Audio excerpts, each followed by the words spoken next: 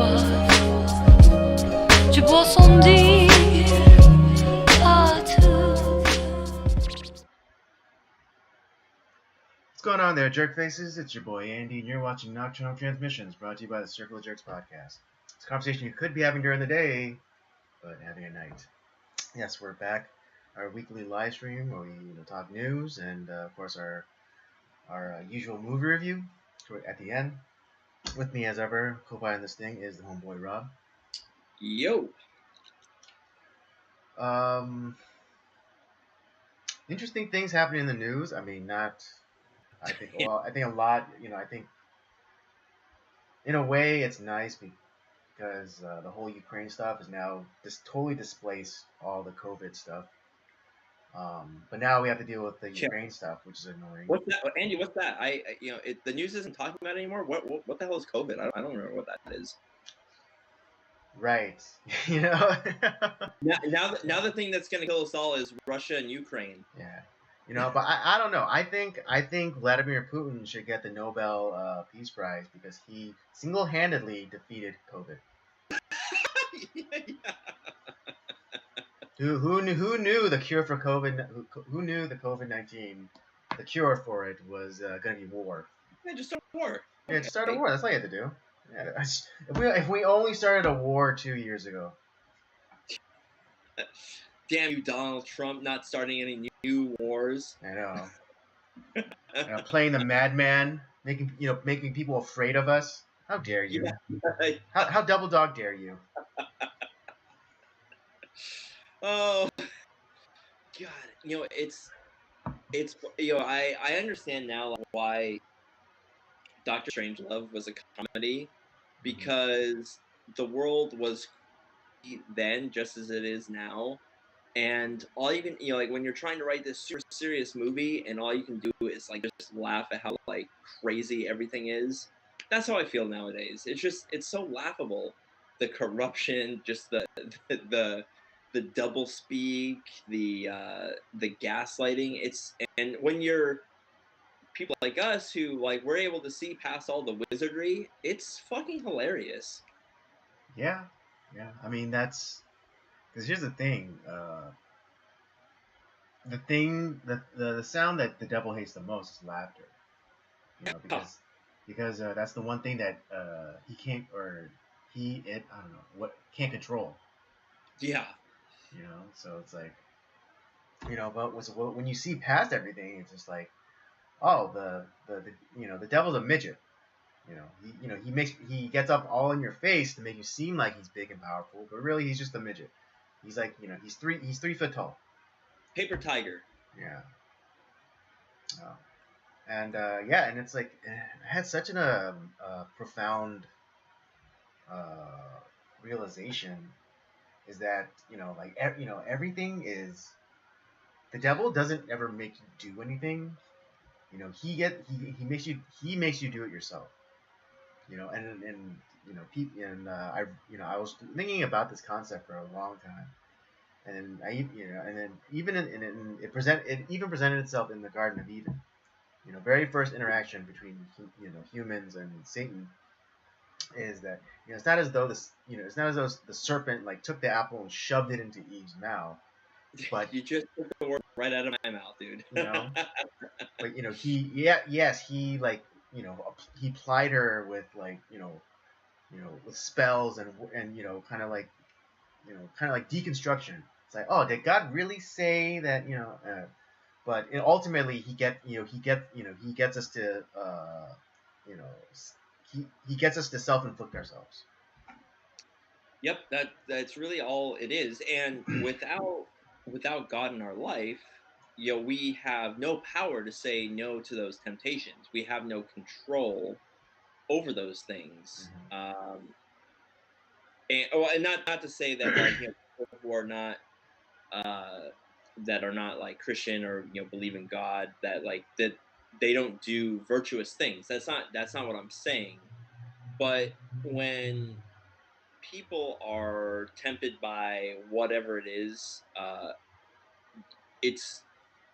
you have a very hard time saying no to those things. That's why, like, people who get who have like addictions, like, oh, I can't, I can't stop, looking at this, or I can't stop eating this, or I can't stop drinking that.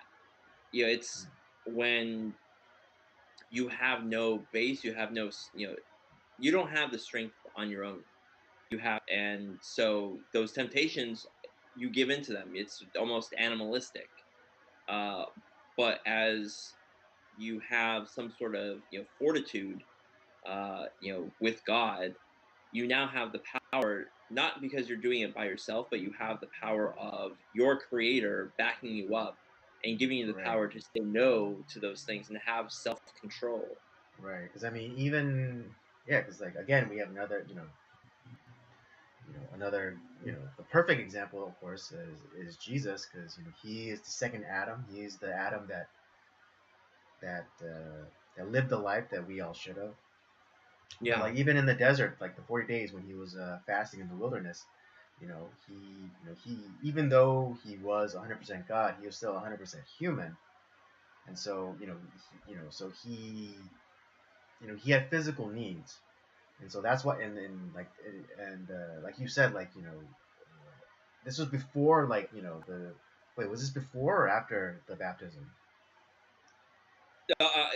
Of the discussion of like how The Jesus wandering in the wilderness, was that before or after the baptism? that was. Oh shoot! I think I want to say it's before. after. And God, this is where like I should know this. I think Uh, I want to say it's before all this happened. uh, Um, I want to say after, because because I really think that's after. But I think like the baptism was what you know what? prepared You might him. be. Let Is me. what prepared him to the fasting in the wilderness for 40 days. But anyways, yeah, like he was fully reliant on God, and like and to fortify himself, he would recite scripture, and even and of course like the devil, he can quote scripture too, but Yeah, but Jesus, but Jesus quoted it in context, and properly, and so that's it's like, right. oh, And the temptation of the bread. It's like, oh, well, you're, if you're so powerful, command these stones to turn into bread. And yeah, yeah. then Jesus said, oh, man does But not live on bread alone. And of course, like then the devil takes him to the top of the temple and says, oh, it says the Son of Man will be watched over by throw yourself down and command like the legion of angels to come and carry you up. And again, he quoted scripture by saying, like I forget which. It's in. I mean, trust me, it's in there. But he said, you know, uh, don't by the way, you are don't correct. test God. You are correct. It is after. I Right. Okay. apologize. Yeah. Yeah. Yeah. Um, but yeah, but he says, oh, like don't test God. Um, and so yeah, like the only defense, is uh, the only hope for defense is with the support of something more powerful than yourself. That's And right. Yeah. ideally that's religion, but if you are not yet inclined to that, or not even religion, but let's just simplify it and say God. God is the only support, powerful enough. But if you are not inclined, then you have to find something bigger than yourself for support. Yeah, and because there, like I said, there are people who are not Christians, but like they have something that they cling on to that does give them some sort of strength and Right. power. Some kind of neutral kind of like virtue. Right, like there Yeah, is like the that. So I'm not idea of honor, or the idea or even like the idea of virtue itself. like because I don't want to give people the idea that I believe in like some of I'm sorry to say this, but like these god awful Christian films, like where everyone that's Christian is awesome and good, and the people who aren't are evil and terrible, and like that. there, there are people that whether they realize it or not are. God is looking out for them, Mhm. and it's, they're on the verge of something, like, they do believe in something bigger than themselves, and they do have, strong morals and self-control. Mhm. Right. But yeah, I mean, we kind of went into theology talk, um, it's still applicable. I mean, you know, I, I recommend, form, either forming or coming back to a relationship with God. Uh, especially now these times, like more than ever, it's like now, like everything you see around you should just make you want to seek God even more. In my opinion. Well, hell, even our movie that we're going to be talking about today, I mean, uh, there's some, even though, yeah, they, you know, Japanese cinema, but there's really, uh, for those that are Christian, you'd see like a very prominent biblical theme in there of, of people who are, who live by the sword, they die by the sword, like, they, um, that, the things that they do, the evil that they do, it comes back upon them, and Mm, it, it'll destroy them. right. Yeah, just a reminder, folks.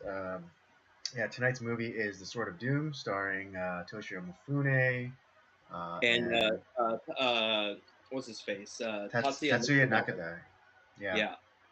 Is this our Um, first film with someone that is like evil, that is the main character that we've done? that we've done. Well, I don't know about evil or like a villain, but I guess The I'm sh- Shining would I'm be, sure. Yeah, I'm sure there's a yeah, because because Jack Torrance is not a good guy. no, but I wouldn't necessarily call him a villain. He's just he's someone who's like driven insane. I would categorize him as the antagonist because of course in The Shining the hotel is like the protagonist really. Oh, yeah, you're right. Yeah, okay. So yeah, and Jack is really the antagonist. But I would Not necessarily a bad guy or a villain, but just opposite of the protagonist. because our main character in this film he's a bad dude. He's Yeah. really bad. Yeah, and it's like yeah, and like even his look is just like I don't. He's like so perfectly cast. Like he looks like he's like an evacuated kind of person, like kind of No, soulless. this is why this movie. I was like, I mean, I already liked this actor, but I was like, Mm, this movie. I was like, dude, he plays this role so well. I mean, it's just he plays this character so well. mm-hmm. It's crazy. Right, and and it's funny because like I like watching a lot of Japanese cinema makes me I now see like where like these archetypes like particularly in Japanese cinema or or kind of like Japanese medium like it's even in anime too like I see like where these archetypes Oh come yeah, from. yeah, exactly. Yeah, yeah. A lot of the guys grew up watching this stuff, and I see a lot of anime tropes in this type of movie, and I'm going to talk about it when we do the review. But like, there's a lot of Americans that took American films that took Yeah, inspiration off inspiration. it. Mhm. Yeah. So we have, you have that to look forward to, and yeah, and of course we have our Well, usual oh, news. we're all. Oh, I'm sorry. You go, Andy. I'm Oh, sorry. yeah. Well, and of course we have our usual news topics. Uh, we don't talk about everything, but we usually pick like two, maybe three uh, items from the news and discuss them. And maybe Well, even like yeah, and like again, we're not like reporting or we're not like yeah, we'll give you like the facts and everything. We'll give our opinion, but our at least we're honest about it. we're not And, CNN saying that we're objective journalism. Like, it's not like that. We actually are. They are giving opinion, and because they actually don't know anything, but they're just every show, every news uh, show that they have, news, it's all opinion. It's Yeah, they're giving their quote unquote analysis, which is all usually yeah. BS. That's just opinion. That's just another fancy. That's a fancy way of saying opinion. Yeah, But I and I heard that the new chief of CNN is trying to you know reorganize or restructure, like to be honest, and try to do more straight news as opposed to like the opinion stuff. I don't care that they're left leaning, Well, but no, yeah, what, like that's a given. exactly. That's what will happen. It's like, yeah, I don't care that you have a bias. Just be upfront about it, because it's like MSNBC. They are totally upfront about their bias. They Yeah. don't say that they're objective news at all. They That's own why it. I don't hate on them. I like they say exactly what they are. Yeah, They're not hiding the ball. exactly. It's a yeah. So yeah, that's why CNN is attacked so harshly on, because they even they constantly are they're constantly purporting to be unbiased. Like, oh, we just give you the facts, and The most you know, trusted name in news. yeah, and they try to come off as being unbiased, but but they obviously have a, if they don't have a wing, then you know that they have a bent. And if they were just honest about it, then it wouldn't be a problem. It really wouldn't. I could watch. I mean, not that I could watch CNN. Oh God, it's torturous. It's unwatchable. Yeah, I'd rather rip the tone my fingernails off. Yeah. You'd rather be tortured by the Viet Cong than watch Yeah, CNN. exactly. Right. I'd rather be forced to play Russian roulette with you, Robert. Yo, awesome. All right. Yeah, that sounds good. One guy. Oh, that's what we want to do, Deer Hunter. Yeah, deer hunter. But yeah, The other thing that we're gonna do today, we're gonna highlight. He's not the star of the movie that we're talking about. We are gonna highlight talking about a documentary on Toshiro Mifune, talking about him a little bit because he changed cinema in a lot of ways, and I don't think he was appreciated in the West like he should have been. But obviously today, like now, I think he's getting getting his due. And we did talk a little bit. We didn't necessarily talk about the Jackie Chan documentary. Talking about his like stunts and all that stuff. But we did highlight Jackie Chan to a degree in our police story review. But we're gonna be doing the one on Toshiro Mifune, and later on at the either next week or the last week of the month, we're gonna talk about Bruce Lee and Fist of Fury. So we're highlighting some of like the biggest stars in Asian cinema that have made such a huge impact on like what we watch in movies today.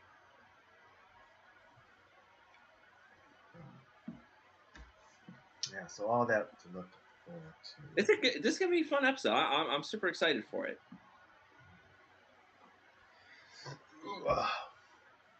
Indeed. All right, let's just get into it. Let's just let's start off with the Jussie Smollett stuff. Yeah, Because let's start off with something lighthearted. Because yeah, if you guys didn't know, recently former Empire actor Juicy Smollett was tried and convicted in a court of law for staging a hate attack on him. Well, the Supposedly by two white men, but it turned out to be two black Nigerians. I guess the Nigerians can't help themselves from trying to scam Americans. I don't know if like the mail fraud was part of his part of the case, but God, I wish it was. Right. Well, that would have to be a federal charge though, and who knows if the federal government will even bother going after him. But highly doubtful, but yes, at Highly least doubtful. yeah, and the city of Chicago, Cook County specifically, has tried him, and a jury of his peers have to convicted him of the crime of reporting a fake hate crime. And my guess is a lot of that jury was probably black too.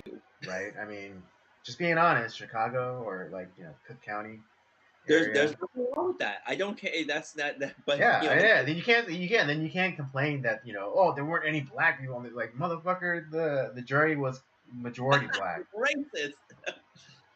No, they were the black face of white supremacy jury. I know, right? It's like, oh, like, They yeah, all well, they're wearing all the- yeah, like, it's like, yeah, they're black bodies, but they're not black voices. Like, oh my god, is that a thing that's being said?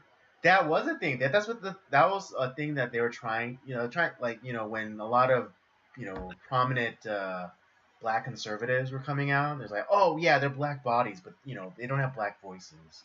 Oh my god, It's like just like Candace Owens and Bevelyn Beatty, Williams now since she got married. Yeah. Who else? Kingface, Brandon Tatum. A whole host of like black conservatives. When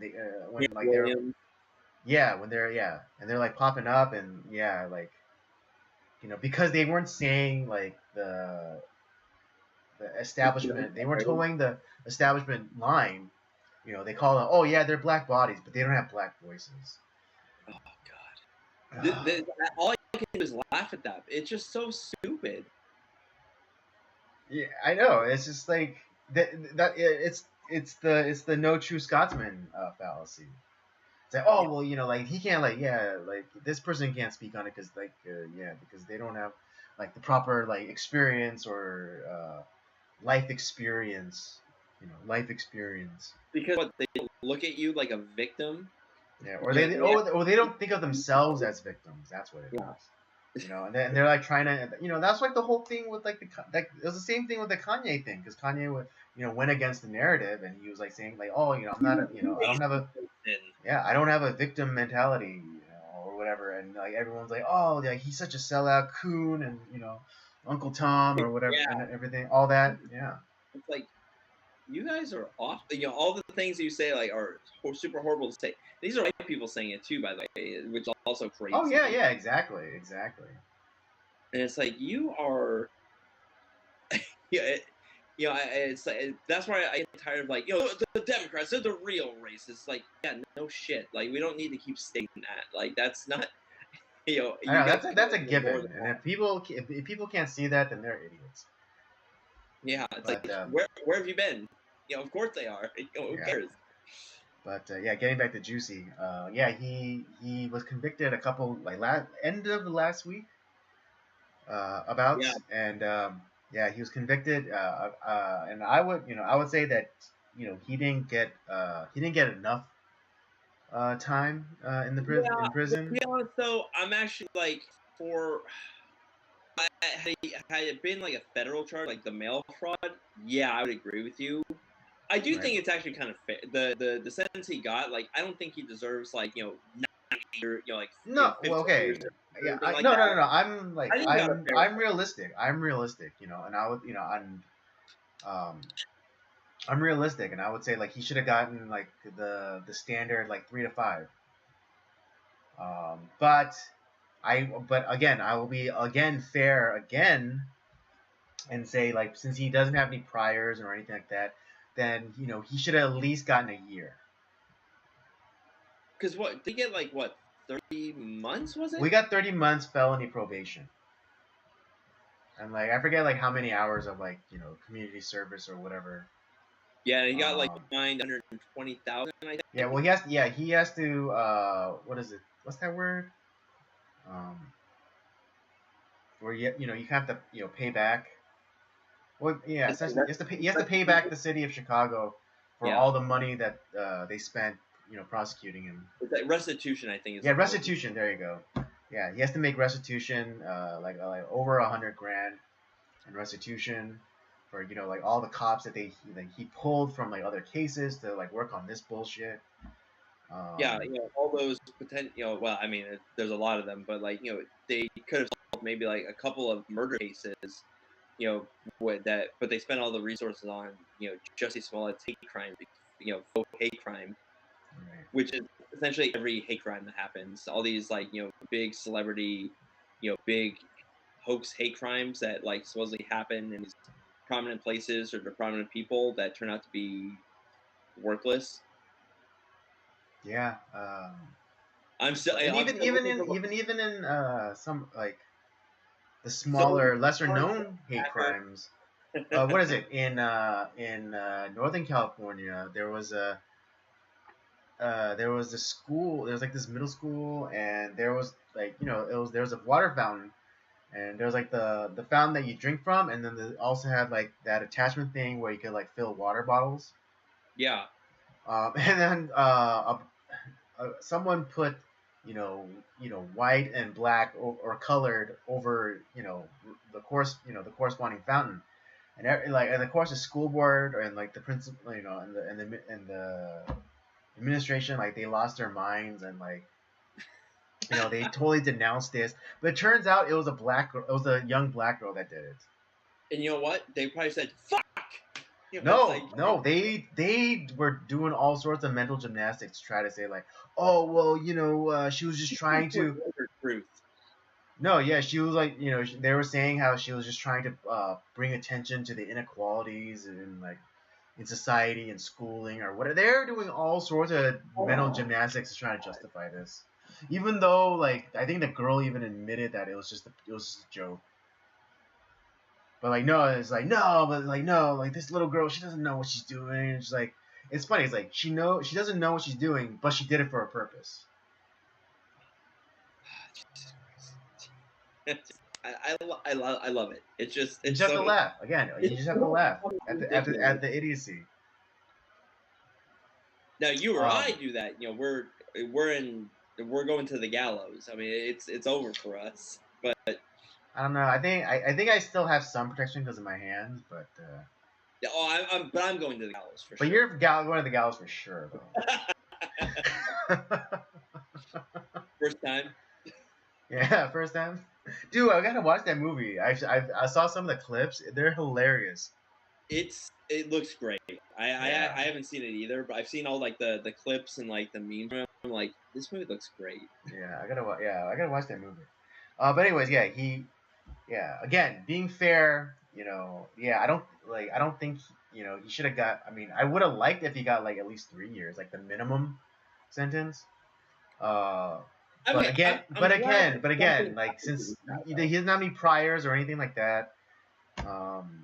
It wasn't. It to me, it wasn't a slap on the wrist. Something happened to him that Yeah, deservedly happened to him. yeah,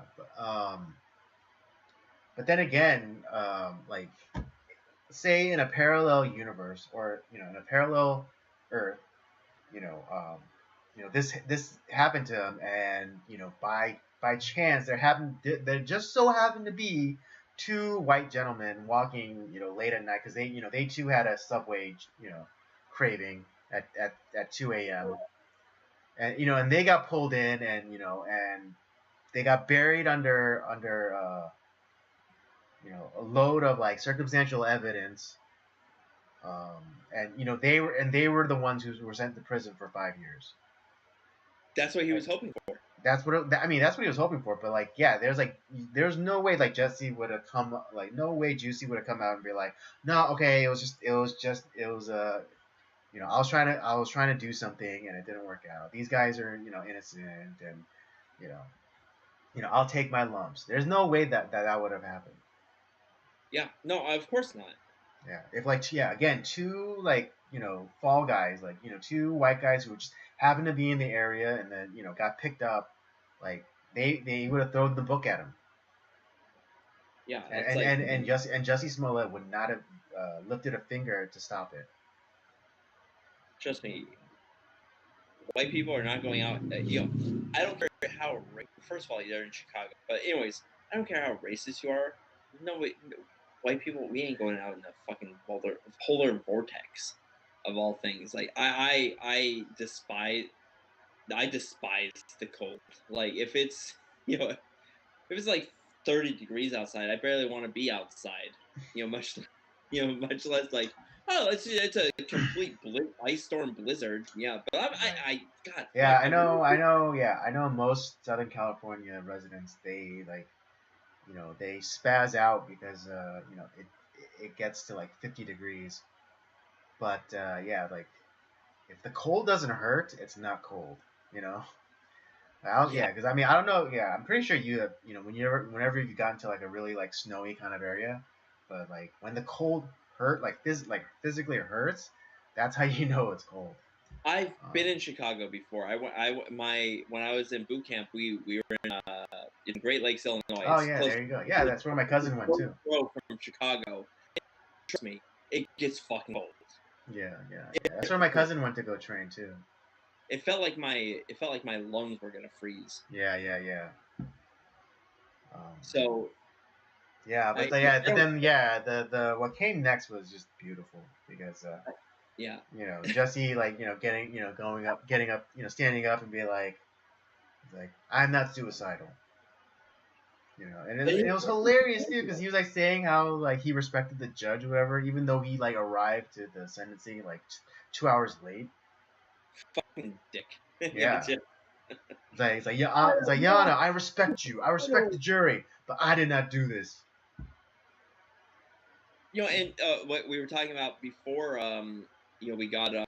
we started the stream, is that if you're someone who is a fan of like Dante and John Milton and some of the people people who are in the Christian community kind of believe this too, is that people who end up going to hell, they make all sorts of justifications and like how like they're the ones that are right, God's the one that's wrong, and that's all, that's pretty much all they do is bitch about that and while they're in hell. And that's kind of like what I feel like with like Jussie Smollett is that he can't admit that like he was wrong.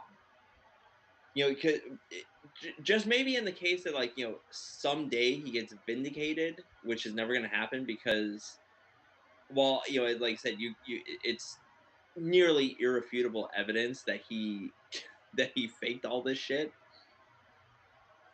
But Mm-hmm. he can't just say like, you know what, I tried to do this, it didn't work. I'm gonna take my legs and just move on. Honestly, like if he did that, then okay, fair enough. You're an idiot. You probably did a lot. You did a lot of damage. You took a lot of resources away from actual crimes. But hey, you know what? You took responsibility at least, and you're just gonna shut up. Do your time and move on. Yeah, Uh, he might have gotten a lighter sentence too.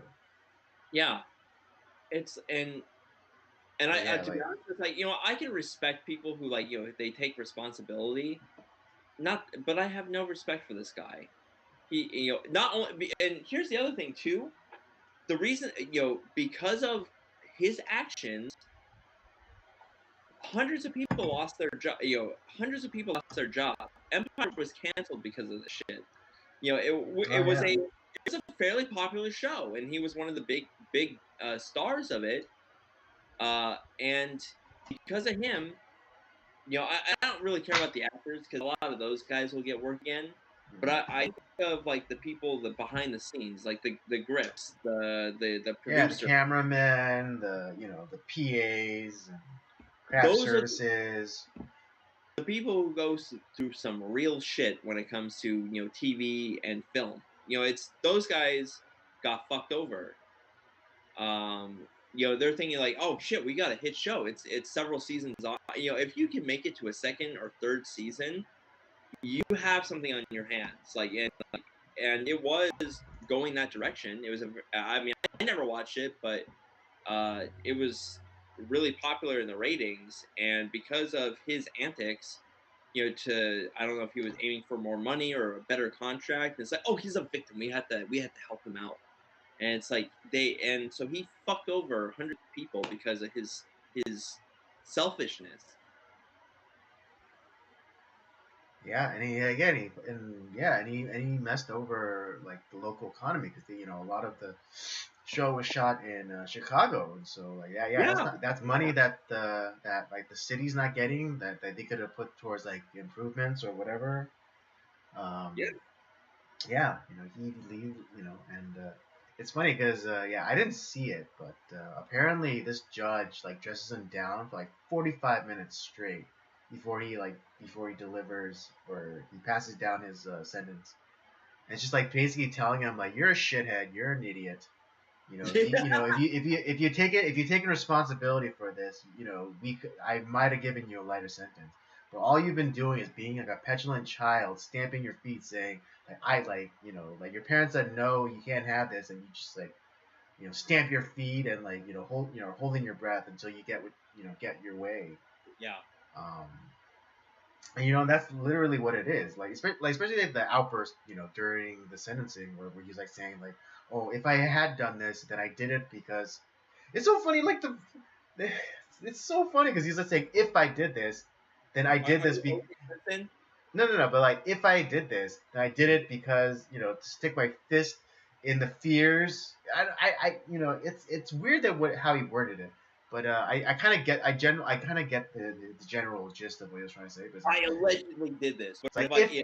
if I did this, he did the OJ thing. If I did this, but it's like if Yeah. I did this, then it's because I did this to stick my fist in the fears of Black Americans for like 400 years or whatever bullshit. And because LGBT and God, like all and like all and the Holocaust, because Jesse Smollett is a very interesting not conflagration, but what's the word I'm looking for? Starts with a C. Um. Is an interesting, not combination, but well, let's just say that he's an interesting combination of of three very powerful victim groups in America: black, He's gay, he's black, black. gay, and Jewish. Wow. What? He's Jewish. Yeah. What? Oh yeah, his grandma too. His Jewish grandmother got on the made this like impact statement or whatever, saying like, "Oh, Jesse's a good boy." He's like, "Oh, if you're gonna send him to jail, you can send me with him." He's another Disney star that has kind of fallen Oh yeah, that's down. right. Yeah, he made his debut in the Mighty Ducks. Yeah, I totally forgot about that. I was listening to one of the podcasts of one of the movie podcasts I was reviewing Mighty Ducks, Hmm.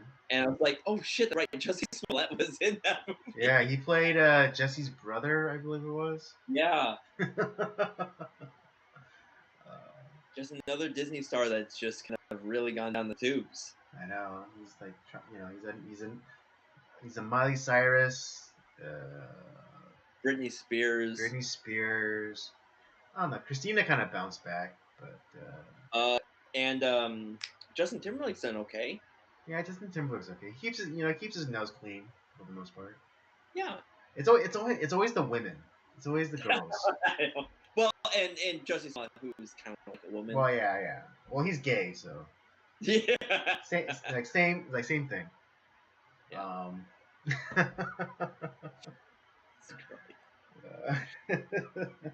Um, yeah. but yeah, I just Yeah, I but just kind of even post sentencing hearing, he's still like causing a stink. He's reportedly was put into a psych ward. Um, because ultimately that outburst was so he could be like put into isolation, so he wouldn't have to be because he was being sent to the equivalent of LA's like Twin Towers. Like yeah. it was the county jail. It wasn't like prison. It was county lockup. And he's saying it's like, oh, these are the worst accommodations. Like, this is against my civil rights. Right? It's like, oh, I could get the coof. It was like, motherfucker, so can they. So he's like, you could give it to them. He's gonna give something else to them. Right? Yeah. uh, but yeah, but I hear like the county lockup for Cook County, it's no joke. Um, but for our West Coast or our LA viewers, where he's being sent is like the equivalent of our two towers in downtown. Yeah. Um, but yeah, it's like, but that's no picnic either. That's not club, that's not club fed. That's not. He's not being sent with like a bunch of white collar guys or white collar crooks. He's being sent with like some of the most hardened criminals in the city. Good. Yeah. But yeah, he's like being a pain. He's been being a pain his entire time.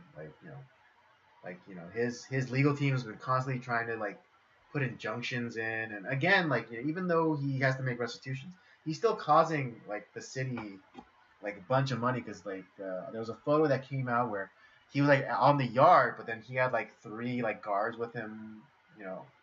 So like that's money going to for special treatment for him. Um, I hope the judges stand firm. It's like, no, you're not gonna. We're not gonna do this. And that oh yeah, and apparently like his family is like trying to get like is trying to like trying to affect change to like mob justice. Like I think his brother was on social media was telling like supporters to, like keep calling the prison and getting like wellness like checks every day or whatever. and honestly, I hope that money dries up eventually for Jussie. And it's like, yeah, well, you can't pay us anymore to give you special treatment, so that's yeah, and that goes away. I kind of But it's but you funny. know I what? kind of wish the judge would be like, if I get one more goddamn call about him, I'm gonna add another 30 days. Every call I get, I'm gonna add another 30 days. Yeah, 3 days. Yeah, let's do that. But for every call I get about Jussie, I'm gonna add 3 more days to his sentence.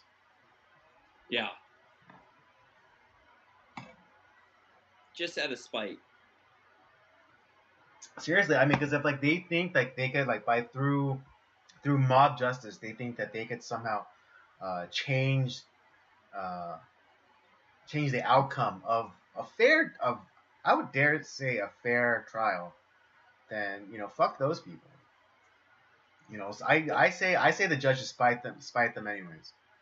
To be honest, like he got a really like fair sentence. He wasn't like it's not like he got 15 years, right? Yeah, five He got months. 5 months, and he probably won't even. He'll probably be out in a month for good behavior or whatever bullshit. well, I wouldn't let him out. Well, I mean, yeah, but like he will get out early. He won't serve the full 5 months. I wish I was part of that parole board. I'd be like, fuck no, you're annoying as hell. I'm tired of the goddamn calls from your stupid fans and family. Just you're gonna stay in here for 5 months.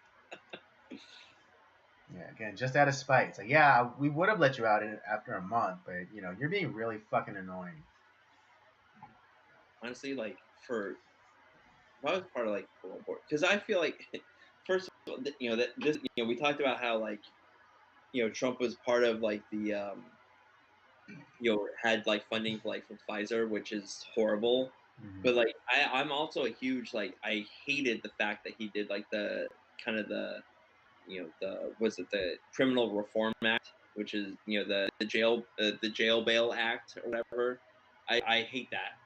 And this is like I'm so tired Wait, did he? of yeah, he I was thought I thought he did the first. I know he did some like prison reform, but I thought it was more well, like after they gotten out. no, it was essentially like commuting sentences of like nonviolent offenders. Oh, that's right. Yeah. So But people. I, Okay. I don't like that. You're not a lot of these people who are in there for quote unquote nonviolent offenses. They pled down. It's not that they weren't bad people that had like there's all these like people who have reformed and they're better people. I'm not saying that that doesn't happen. It does, but honestly, a strong majority of those people, they are charlatans. they're not they're just as bad as they were when they went in. They're not going to change, and like a lot of the people that are in prison are not like they're not good people. They're not in there because like they it's like oh they were they're not white collar crimes. Let's just say that a lot of them are very violent offenders. Violent drug dealers and murderers and robbers, but they plead down, and so we see like oh, but they're only in possession. Oh God, why are they still there? Like why they're in prison for 4 years because they had a joint. No, they're there because they fucking beat the shit out of a guy to steal drugs, or steal money. It's like it's ridiculous. I think it was like one of the other terrible things that Trump enacted. It's like you do your if you do your sentence, you have like your amount of time to do your appeals and all that stuff, and after that, like if you to me, this is another like reforming that I would do. Like you have 3 appeals. If you can't and you have I'll say a grace period of 5 years. If you have 3 appeals in 5 years, if you can't find sufficient evidence, that would completely turn the case around, where let's say like if there was a case where like we have new scientific technology that like could prove that this Right, person yeah, like DNA or yeah, or like some how like such DNA equivalent. kind of change things, like where it's like, oh shit, this person actually didn't do it, and we just didn't have the technology to prove his case. That in most cases, I want people that are in prison to stay in prison, or if they're on death row, let's just fucking let's end their suffering, kill them. They're on death row. They've gone through their appeals. They had their time. You're talking about like all these prisons that are taking up money and there's no space. Let's get rid of our death row inmates. Let's kill them, and let the people that are in prisons that are not American citizens. Let's fucking shift them off to another country, and let's people need to do their time. Okay, if they do their time, fine. Then they get out and maybe then they're reformed into society. Maybe then they should get a chance, like on certain conditions. Right. Like Well, if yeah, a I guy totally forgot about. like I totally forgot maybe about that. That the yeah that the prison reform about the non-violent offenders. Um, I don't know exactly how it's worded, but I would have probably made it. Yeah, I probably had added some stipulations where it's like, as long like yeah, if you were actually put in with like for something for non-violent, but you did like only if you wasn't pled down from something more grievous. yeah, Then yeah, like if it was like the old like the first initial charge, like it could only be for like non-violent. But it's like if you pled down from a to a lesser charge, then yeah, you keep your ass in jail. yeah. Like I said, and I'm not completely like because I understand like some people like they actually were like there are laws against certain things, and it's like is this really like a big deal? Like well, like I said, the in case in point, like the January 6th people, who exactly like none of those people did anything. Like nothing, there was nothing violent that happened. Did they? But like they're being treated like they're you know international Right? Yeah. terrorists. Yeah. They're being treated like they're in Guantanamo. Yeah, Yeah, and yeah, there's gonna be a reckoning for that too because yeah, there's been a bunch of people who can like because like again they haven't been charged with anything. They haven't they no bail has been set. They're literally punishing them by having them languish in jail cells right now, And actually, there has been reports that a number of them committed suicide while in custody. Horrible. It's horrible. Um, yeah, and there's gonna be a reckoning for that. And I mean, if why there isn't a reckoning, why isn't there a reckoning right now? I do not understand. This is why we talked about we need to get rid of the Patriot Act.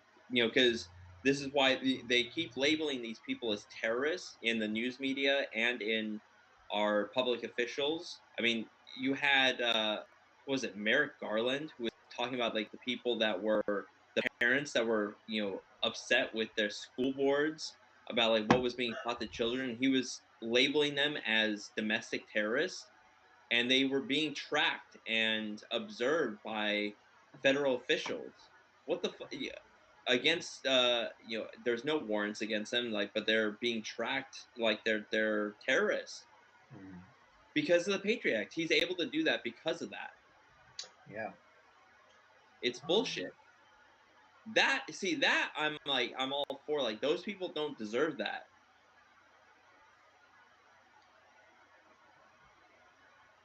yeah. Yeah. People who like keep calling January 6th the insurrection. It's like, motherfuckers. If the right really was going to overthrow the government, they would have overthrown the government. All right, because they're the ones with the guns. They're the ones. I think, at least not like total morality, but they had more morality, than on the left. And it's like, and why did not a single one of those like so-called insurrectionists have a weapon on them? You know, if they legitimate, if let's say the America First right really wanted to overthrow the government, they would overthrow the government, no problem. So like all this talk about insurrections, like, oh, like, so we still call failed up, we you know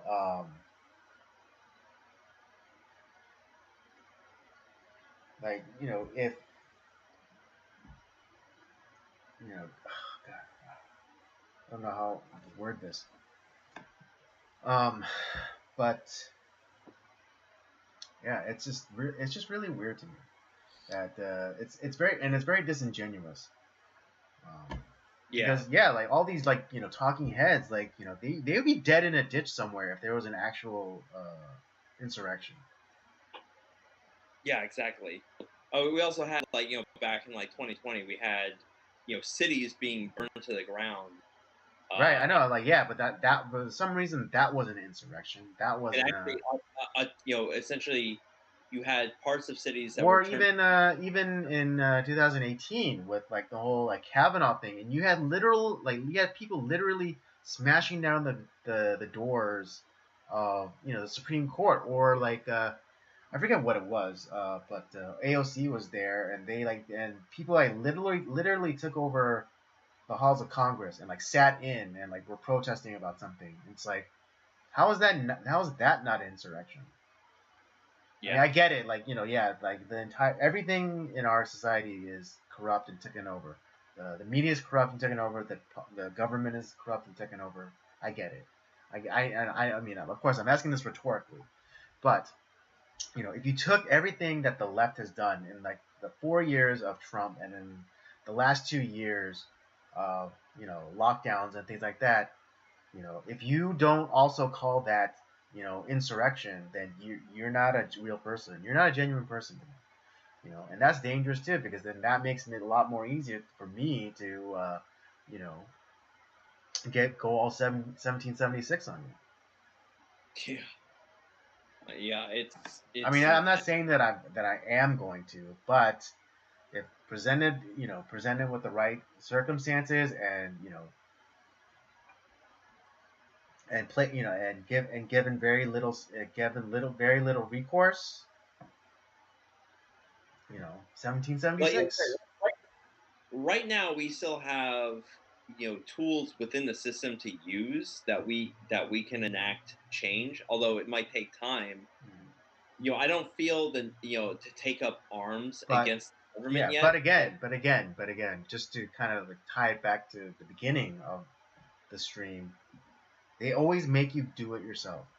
And I'm not, and not just the devil. All right, you like the past year and a half or the past 2 years, the government like they're taking the place of the devil, and they made us do it to ourselves. Did the government come like with cops and like with rifles like in your face like shut down your business? No, we did it ourselves. Did the government come again with with their tanks and and their scary black rifles in our and it's like and tell us to wear the mask? No, we did it to ourselves. Yeah, you're right. You're absolutely right. At least in this country, I don't know about Australia. Right. Yeah, Australia or fucking Austria with the fucking gate that's separated and like supermarkets and shit. yeah, You, or you, what was it? Or China, where they welded the door shut of like. yeah. Well, I don't know. I'm thinking that was more like propaganda to make it seem like China's being China, but Well, they just disappeared people who had any like other opinion than right, the government. right. Yeah, no, just that. But but yeah, again, like yeah, the government always makes us do it to ourselves. Even with like the vaccine, they never said like they never said that you would lose your job. But they, I get it. They applied pressure to the businesses to make them say that, like, if you didn't get the vaccine, then you'd lose your job. But again, like you can still say no. You can quit your job and you can find another job. Yeah, But again, like it all comes back to like the devil makes you do it yourself. The Democrats, they'll always make you do it yourself. yeah, It's just like it's just like with welfare. It's like oh, we're not telling you not to marry your boyfriend and and have a family. We're just saying that if you don't, we'll be there to help you out with yeah. What money. was that really creepy campaign like when Barack Obama was in office, like of like that woman who from cradle to grave is being taken care of by the government, the life of Julia or something like that, or whatever the fuck. Yeah, Crazy. something like that. But it's just like they'll always make you do it themselves. And I don't know, maybe yeah. I mean, I don't know if it'll be right or wrong, but it's but if they make us revolution, if they make us 1776, then then we're in the wrong. But if they're the ones that first transgress, then we'll be in the right. Yeah, I'm not like I said. It's gonna take like where there is no other option, where they are something like really tyrannical. I mean, it's already like there's already some you know tyranny, but I say I have hope that there are elements of the system that we can use to help us and to make Right, change. because we gotta We've been, force there because we've been seeing that change happen, like when it comes to like the whole like abortion thing. Like there's some real hope in that. We're seeing in our next topic, we're starting to see like potential end to some of the tyranny that we saw for the last couple years. right. What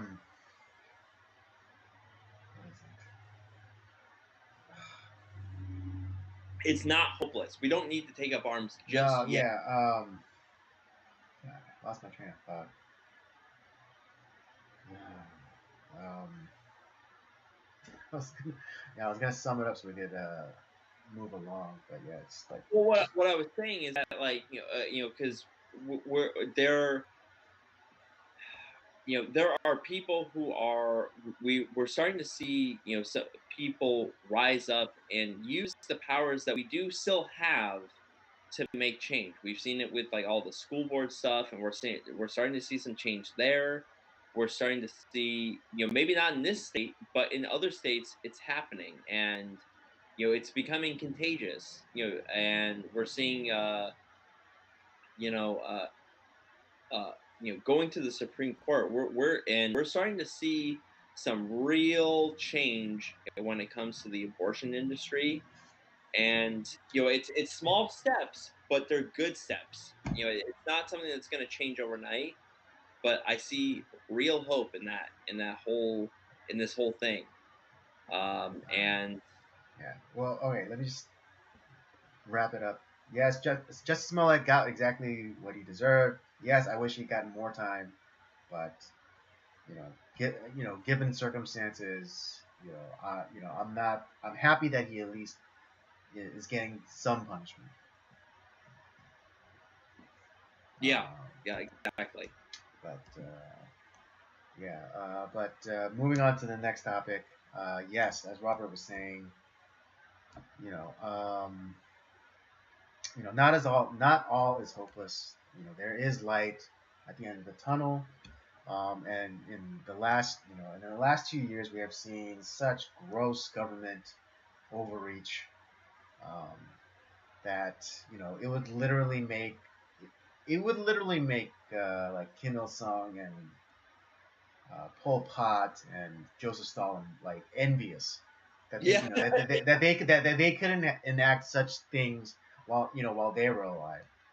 yeah, But there is light at the end of the tunnel, and it's the form of Rand Paul, because Rand Paul is trying to introduce a motion for an amendment to keep from what happened in the last 2 years from ever happening again, and I am all about it. yeah. And I'm very rare to um, be like, I'm not like a fanboy of politicians in general, but I had to say that like Rand Paul consistent things where I'm like, yeah, I totally agree with that. And he has been one of the very few politicians that have stood up to, Dr. Fauci and called out all of his bullshit. And I and mean, here's the, yeah, and just to be fair, yeah, I too, I mean, I don't know, I really don't. I wish I didn't have to say it, but yes, I don't agree with everything Rand Paul has ever said. no, I mean, particularly, when he was calling for like a new vaccine, because it was just like a few months after I didn't like that either. the launch. It was like 6 months into the launch of the vaccine, and it was like starting to show like waning effectiveness. And he was saying like, oh yeah, we need new vaccines. It's like, no, we don't. It's like what we need is like enough of like what we don't need is more government, um, and more of our tax money going into big pharma, creating these untested, unstudied vaccines Yeah, that are then mandated by the government to be put into the general population. yeah. So Well, that and so just so just to be completely transparent, like yes, yeah, we do when Rand Paul says something like some common sense stuff, yeah, then we support him. But like I said, my general rule with politicians: one, there are employees, we pay their salary. And yeah, two, so I you mean just like a boss, keep your employees at arm's length. yeah, and two, you when they do stuff right, you praise them.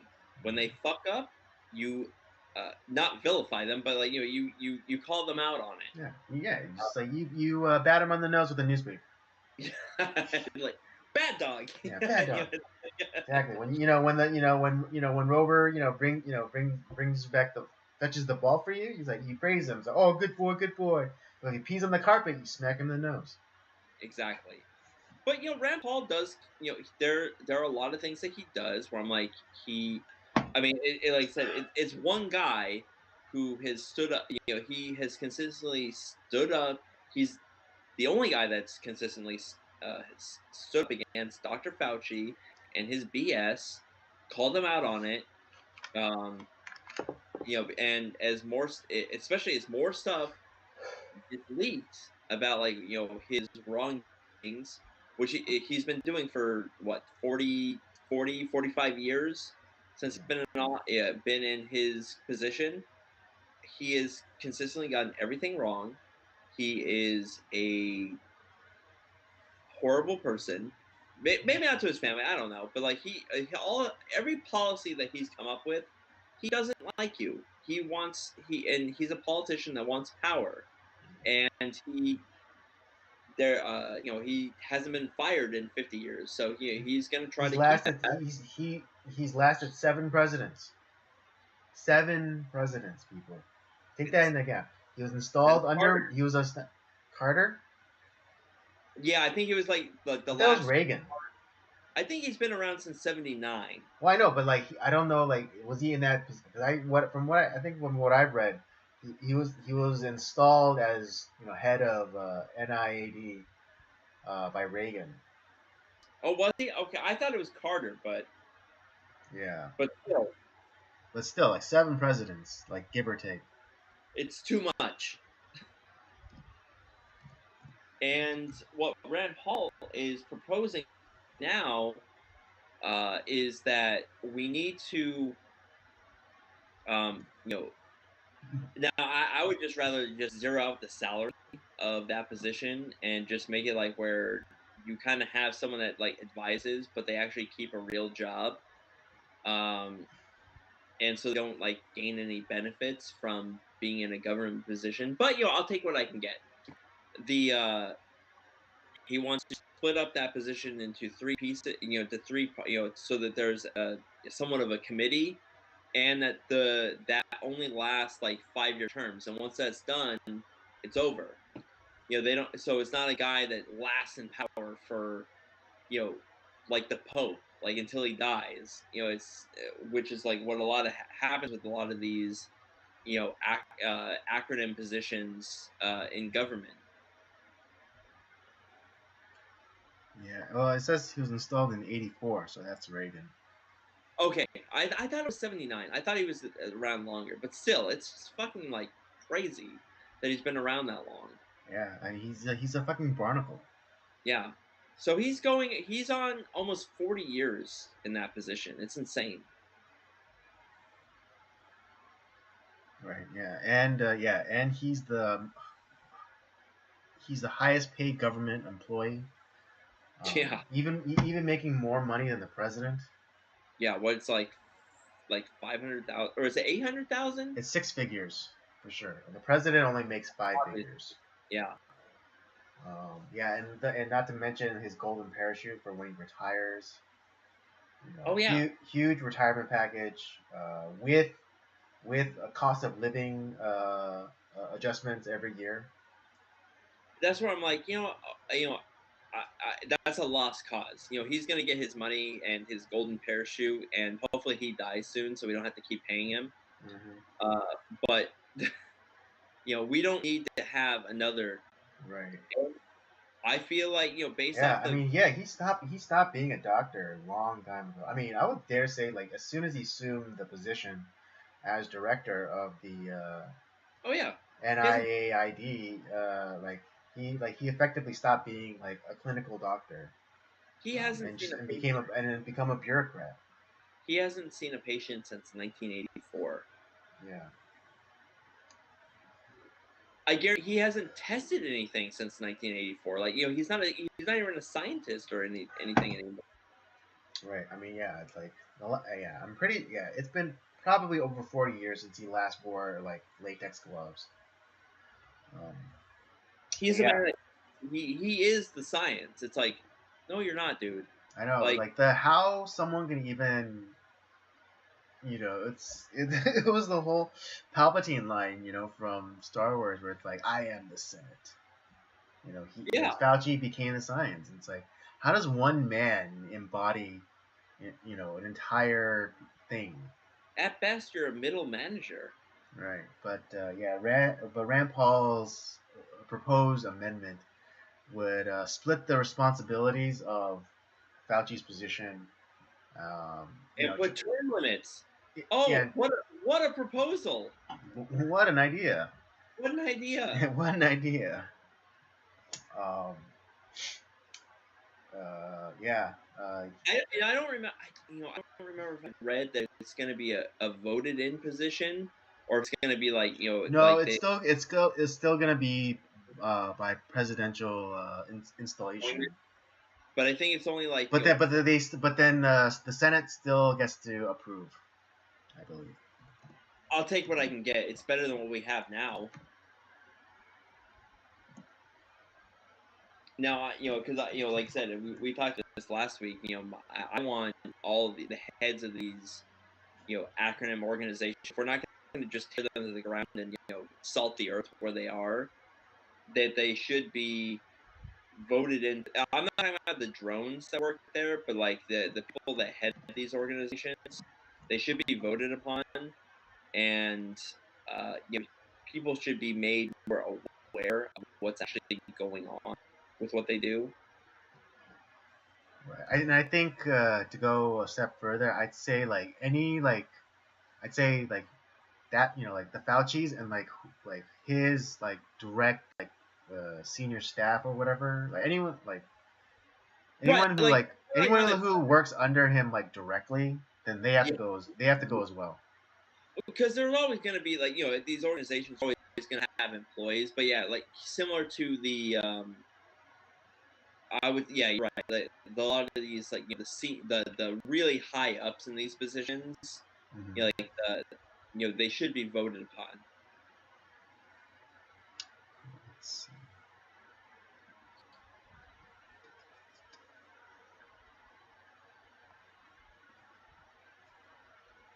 Because to me, like the real another one of the big failings of the Trump administration was Kashi should have been fired like after a few months because like whatever he was Dude, he doing was should have been fired after the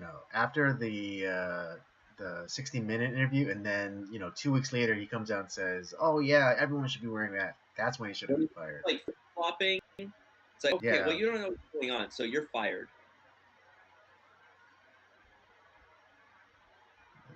Let's get a doctor that's actually done something in the last 2 years. Yeah. Well, like specifically, Rand Paul, he wants to divide the powers into 3 separate institutes.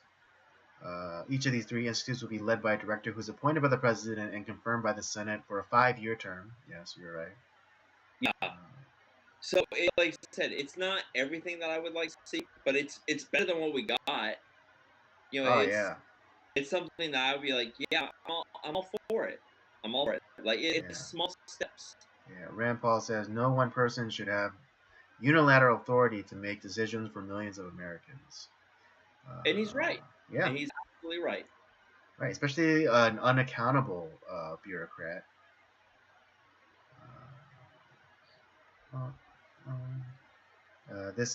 To ensure that ineffective, unscientific lockdowns and mandates are never foisted on American people ever again.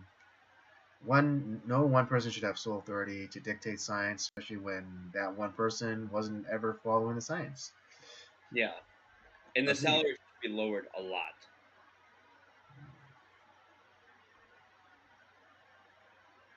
Yeah. Well, I'm not saying anything about his salary, but in this article it doesn't mention anything about reducing the salary. But yeah, I would agree. Like this is public service. You should not like we've said countless times before. This is this is public service. You should not become a millionaire off of public service. This is a duty. You should do it for the sake of your country, or and even like at a very local level, like even like mayors or city council members. They shouldn't be made. They shouldn't be made millionaires off of their service.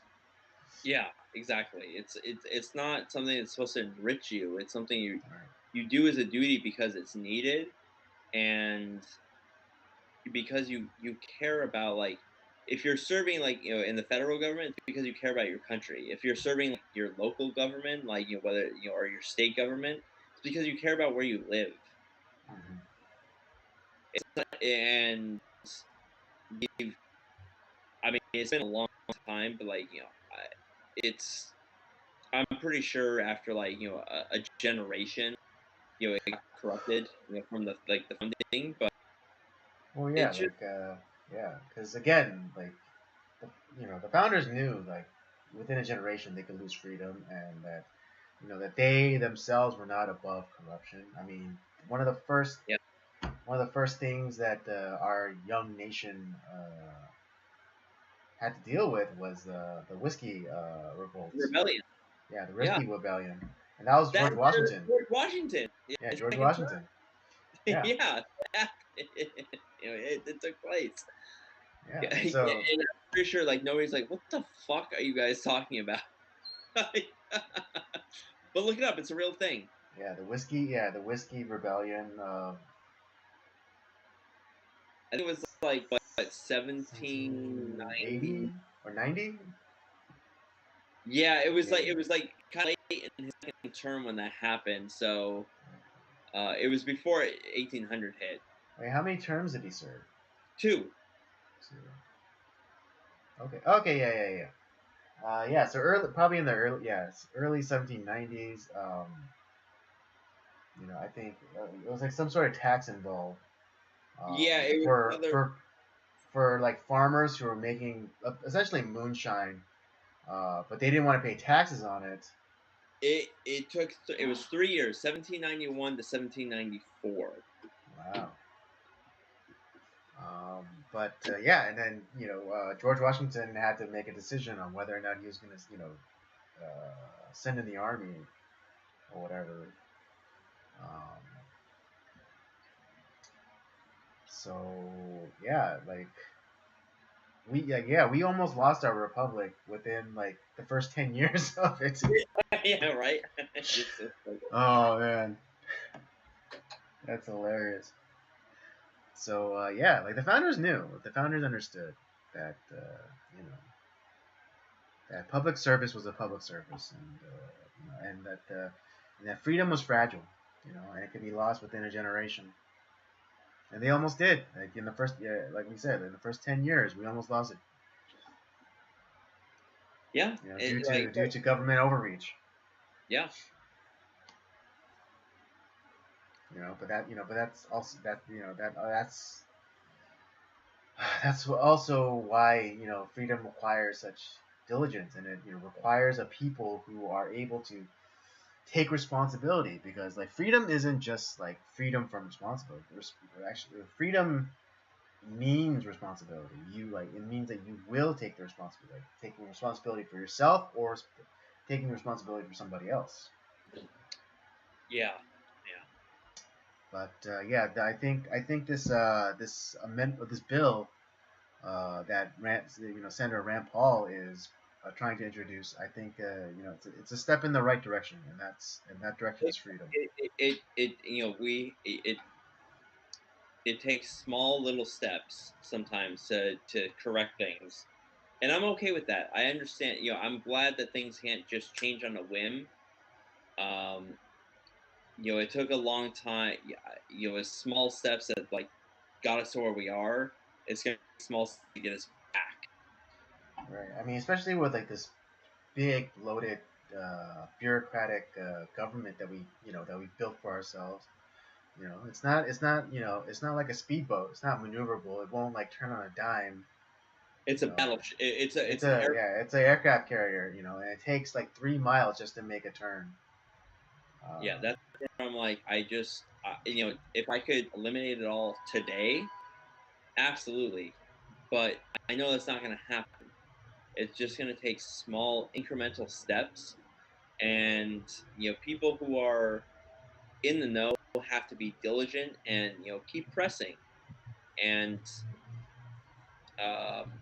kind of talk to your representatives, talk to your um, and let them know, hey, this is not right. We need to change this. You represent us. We are wanting this to change, and you are the one that represents us in the federal government. Help us make this change. And if that person is unwilling to do that, you vote them out and get somebody in who's gonna help you to help to keep America the way it's supposed to be.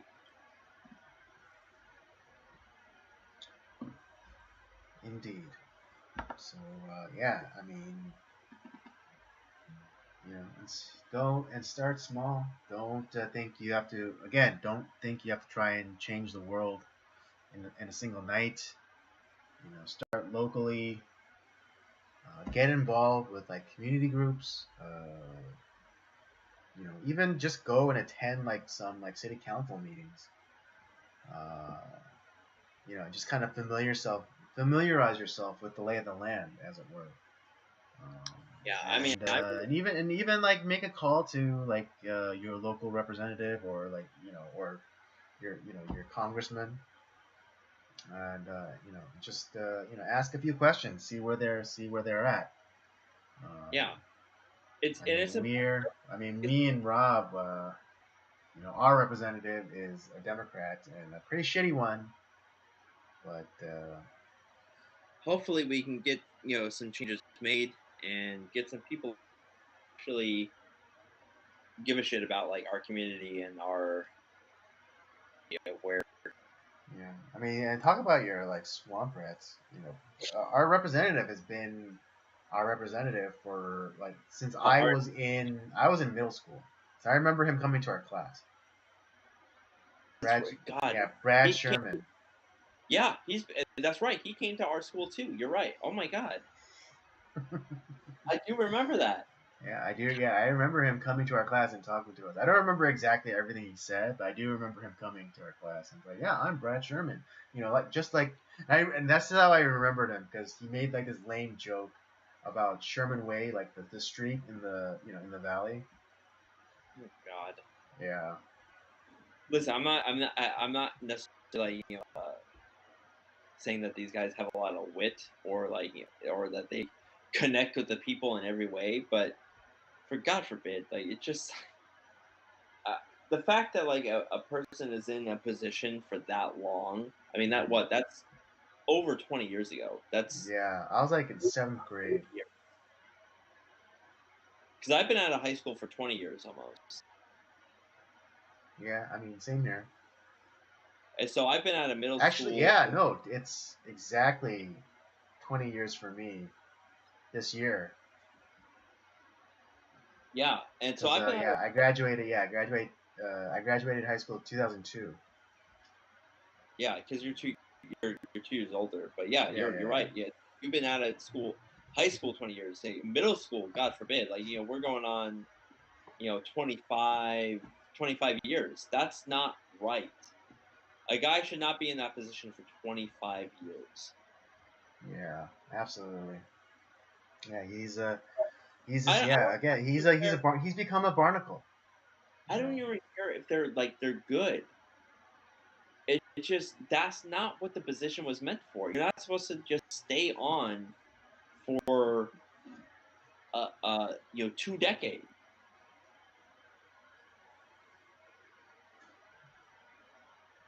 Going on three. Yeah, it's ridiculous. Absolutely ridiculous.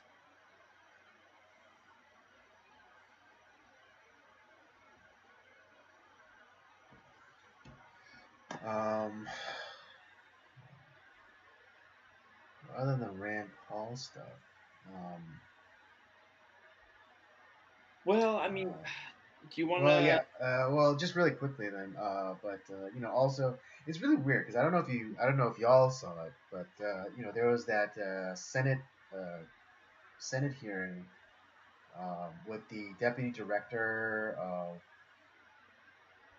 was it is it NIH? Um, but yes, like something to do with like health or whatever. But yeah, there was a Senate hearing, and then Marco Rubio asked the question: are there biological weapons in Ukraine? And if you heard the response from this deputy director or whatever, it was very it was very she was very careful, and she was definitely tiptoeing around some landmines because she said like she didn't admit to there being biological weapons, but she did admit that there were biological facilities. It's Um, all a bunch of double speak. yeah, and yeah, it's like she wasn't admitting to like potentially bad thing, but it's like, she admitted to the less bad thing, but Which means that they're hiding a whole bunch of other shit. yeah, which means they're hiding a whole bunch of other shit. But to be fair, these biological labs, they yes, they're probably funded. They're probably being funded by us, but they weren't built by us. They're facilities built during the Soviet era. Yeah, We gave aid so that they could update the facilities, quote unquote, update. well, here's the thing though. Like a lot of these like Soviet bloc places were supposed to be decommissioned after the Soviet Union fell, Right. which was what 91, Yeah. and they still Christmas hadn't Day, been like 1991. decommissioned as of 2005, and now like we're still finding them. So it's like, how long does it take to clean these places up and you just Yeah, demand? decommission them. It's well, and here's the other thing though too. We people are our journalism class is super surprised, and the reality is we knew not only are they not being decommissioned, they're building more of these places. We saw all the Fauci emails. The NIH is funding all this shit, or they're along with other people around the world, but they're it's like the Wuhan Virology Clinic, and like there's a whole bunch of other places like around the world, and a lot of not necessarily in the U.S. but in all these horrible countries where there's these dictatorships. Why do we have these facilities there? It doesn't make sense. Oh, it makes perfect sense, my friend. Well, it makes perfect sense, but like if all these places are supposed to be bad and terrible, why do they exist? Why is the U.S. government funding these ventures? It all has to do with magic, my friend. Yeah. It all has to do with magic because they can still have the moral high ground of saying that they're not our labs. We didn't build them. We're helping these labs by updating their facilities so that that none of the specimens or whatever ever we don't have a Wuhan situation. Which is Yeah. funny now that they're kind of admitting that the lab leak is pretty much, or at least they're coming to the point where like they're saying that it's plausible that the lab leak theory is. The labs that they're expecting that were being built at the time are built. Yeah, but yeah, it's like the reason why they haven't like demolished them or burned them to the ground is so that they could use them, and they could use them by saying like, oh, they're not ours. We're just helping them decommission them, or we're helping them to update them so that we don't have any lab leaks or yada yada yada. And so again, it's offsetting its responsibility transference. It's Yeah. just it's the same thing with like with eco health and Fauci's like, oh, we didn't fund the Wuhan lab. We just gave a grant to Eco Health, and then Eco Health, they disperse it um, at their discretion, and they happen to just grant they happen to grant the Wuhan lab the money. So like we didn't directly fund the Wuhan lab, We did.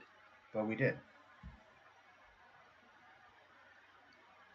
But I love how our journalism class like all of a sudden it's like, this is crazy. What are you guys funding this stuff? It's like we knew about this a year ago when all the Fauci emails got leaked and like, oh, it's conspiracy theory. It never happened. You're a liar, Senator. It's like we knew about this stuff already. Right. Yeah, it's good. Yeah. That's and then they're always done by. It's funny because they make you do it to yourself, but they do it. But then but transversely, they do it to themselves as well, because of their ego or because of their sloppiness. They kind of like with Jussie Smollett, like he left a paper trail. That's how we knew. And similarly, Dr. Fauci, he left a paper trail. Emails telling his close friends like, oh yeah, don't worry about masks. Masks don't do anything. Or it's like, oh, or when he was in communications with that EcoHealth guy, and he was like saying, oh, thank you for saying that it couldn't possibly be a lab leak or whatever, and Well, yada yada yada. and probably he did the same thing as Jussie Smollett Simpson. Well, we didn't do it, but if we did it. Yeah, exactly. These people are all the same. These people are all the same. I'm telling you, they're all the same. Like I said, the news cycle is laughable. It's so laughable. It's ridiculous. It's funny because it's not the same, but it rhymes.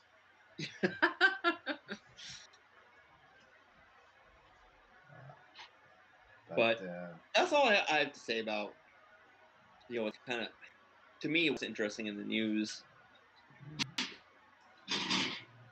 Yeah, like we said, laughable. it's laughable, Gotta laugh. and you have to laugh, just because when you really look at it, it is hilarious. But also helps you from crying too. Sometimes it does. Yeah, it helps me from crying.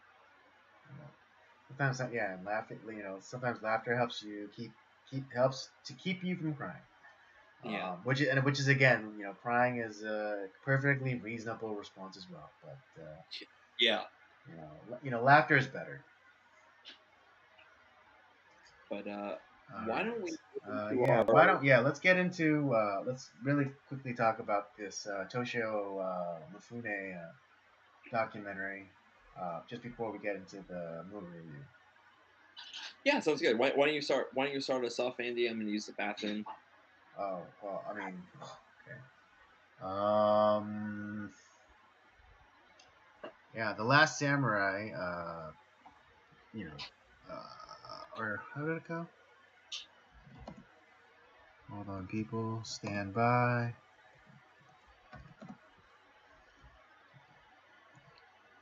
Oops. Toshiro Mifune. Mifune, The Last Samurai. This documentary explores the accidental movie career of Toshiro Mifune, one of the true giants of world cinema. Mifune makes 16 remarkable films with director Akira Kurosawa during the golden age of Japanese cinema, including Rashomon, Seven Samurai, and Yojimbo. Together, they thrilled audiences and influenced filmmaking around the world, providing direct inspiration for not only the Magnificent Seven, but also George Lucas's Star Wars. This documentary came out in 2015. And it's really quite astounding at how much, not just Toshio Mifune, but Japanese cinema as a whole really had a profound impact on Western cinema, and not just Western cinema in terms of genre, but just kind of like Western civilization, the West. With notable again, like in like the synopsis that I just read, notable influences in George Lucas, Steven Spielberg. I mean, Martin Scorsese. And I know he's Italian, but Sergio Leone. Yeah, we talked about that. Sergio Leone directly ripped off of Yojimbo. There was a whole lawsuit about it. Indeed. But yeah, it's really quite astounding. not only the life of Toshio Mifune, but the career, because like in the synopsis that I just read, it was largely accidental. Toshio Mifune, he really didn't have any uh, desire or inclination to be an actor or someone in front of the camera. He I think initially he was like he camera initially wanted to just be director. a camera assistant. Uh, Yeah, but circumstances, but fate, fate had other plans for him. and thank God for that. What was that? I was saying, and thank God for that, because what we got was just this bright light of what an intense actor. Yeah. Yeah. Particularly for Japanese actors, like you know, like for like the gruff kind of stoic kind of character, that those actors were inspired by Toshio Mifune. I mean, just kind of like the big ones known in the West. More recently, of course, probably Ken Watanabe or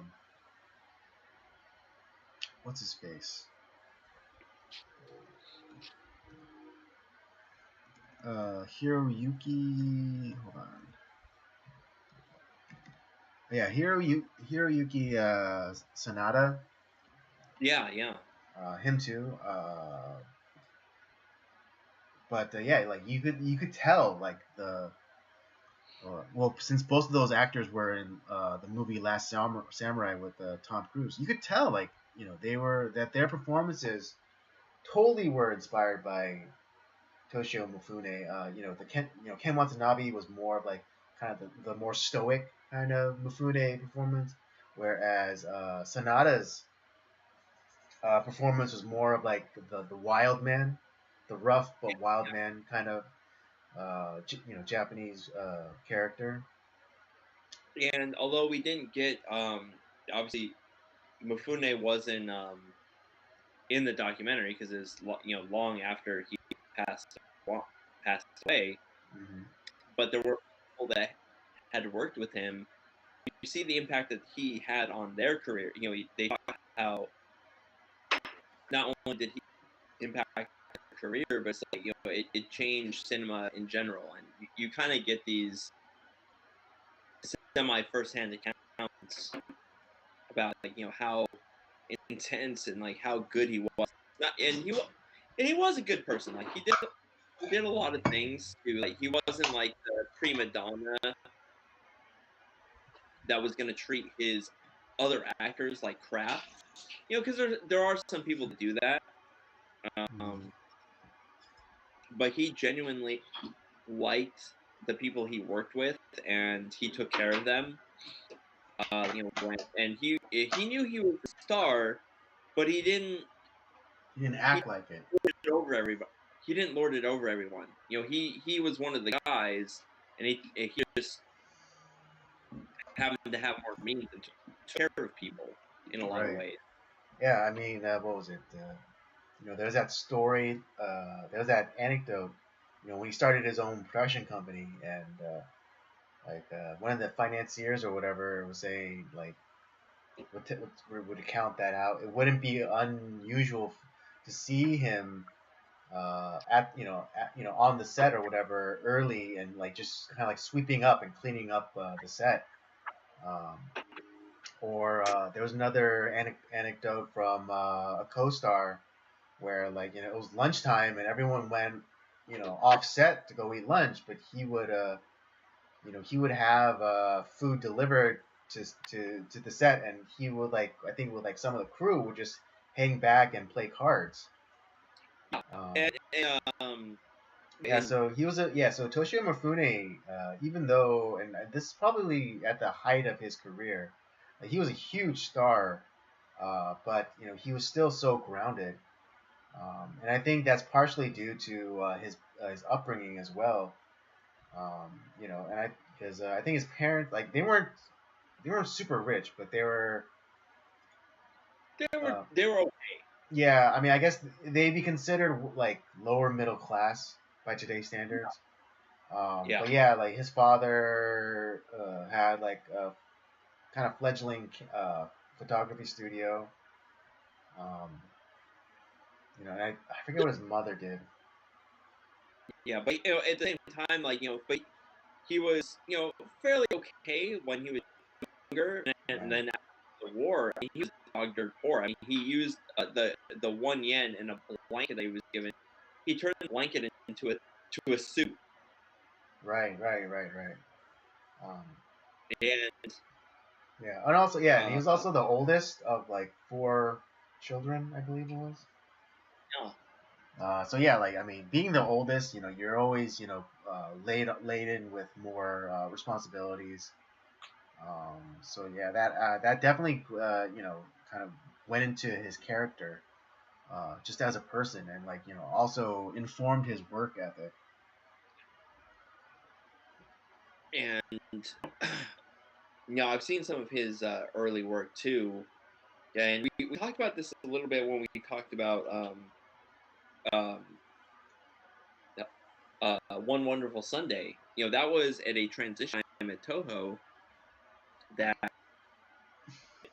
they did a whole casting search of because they lost, there was a whole strike, they lost a whole bunch of talent, actor talent that just left, and so did that. They talked about that whole casting call pretty much for new actors for Toho, Mm-hmm. and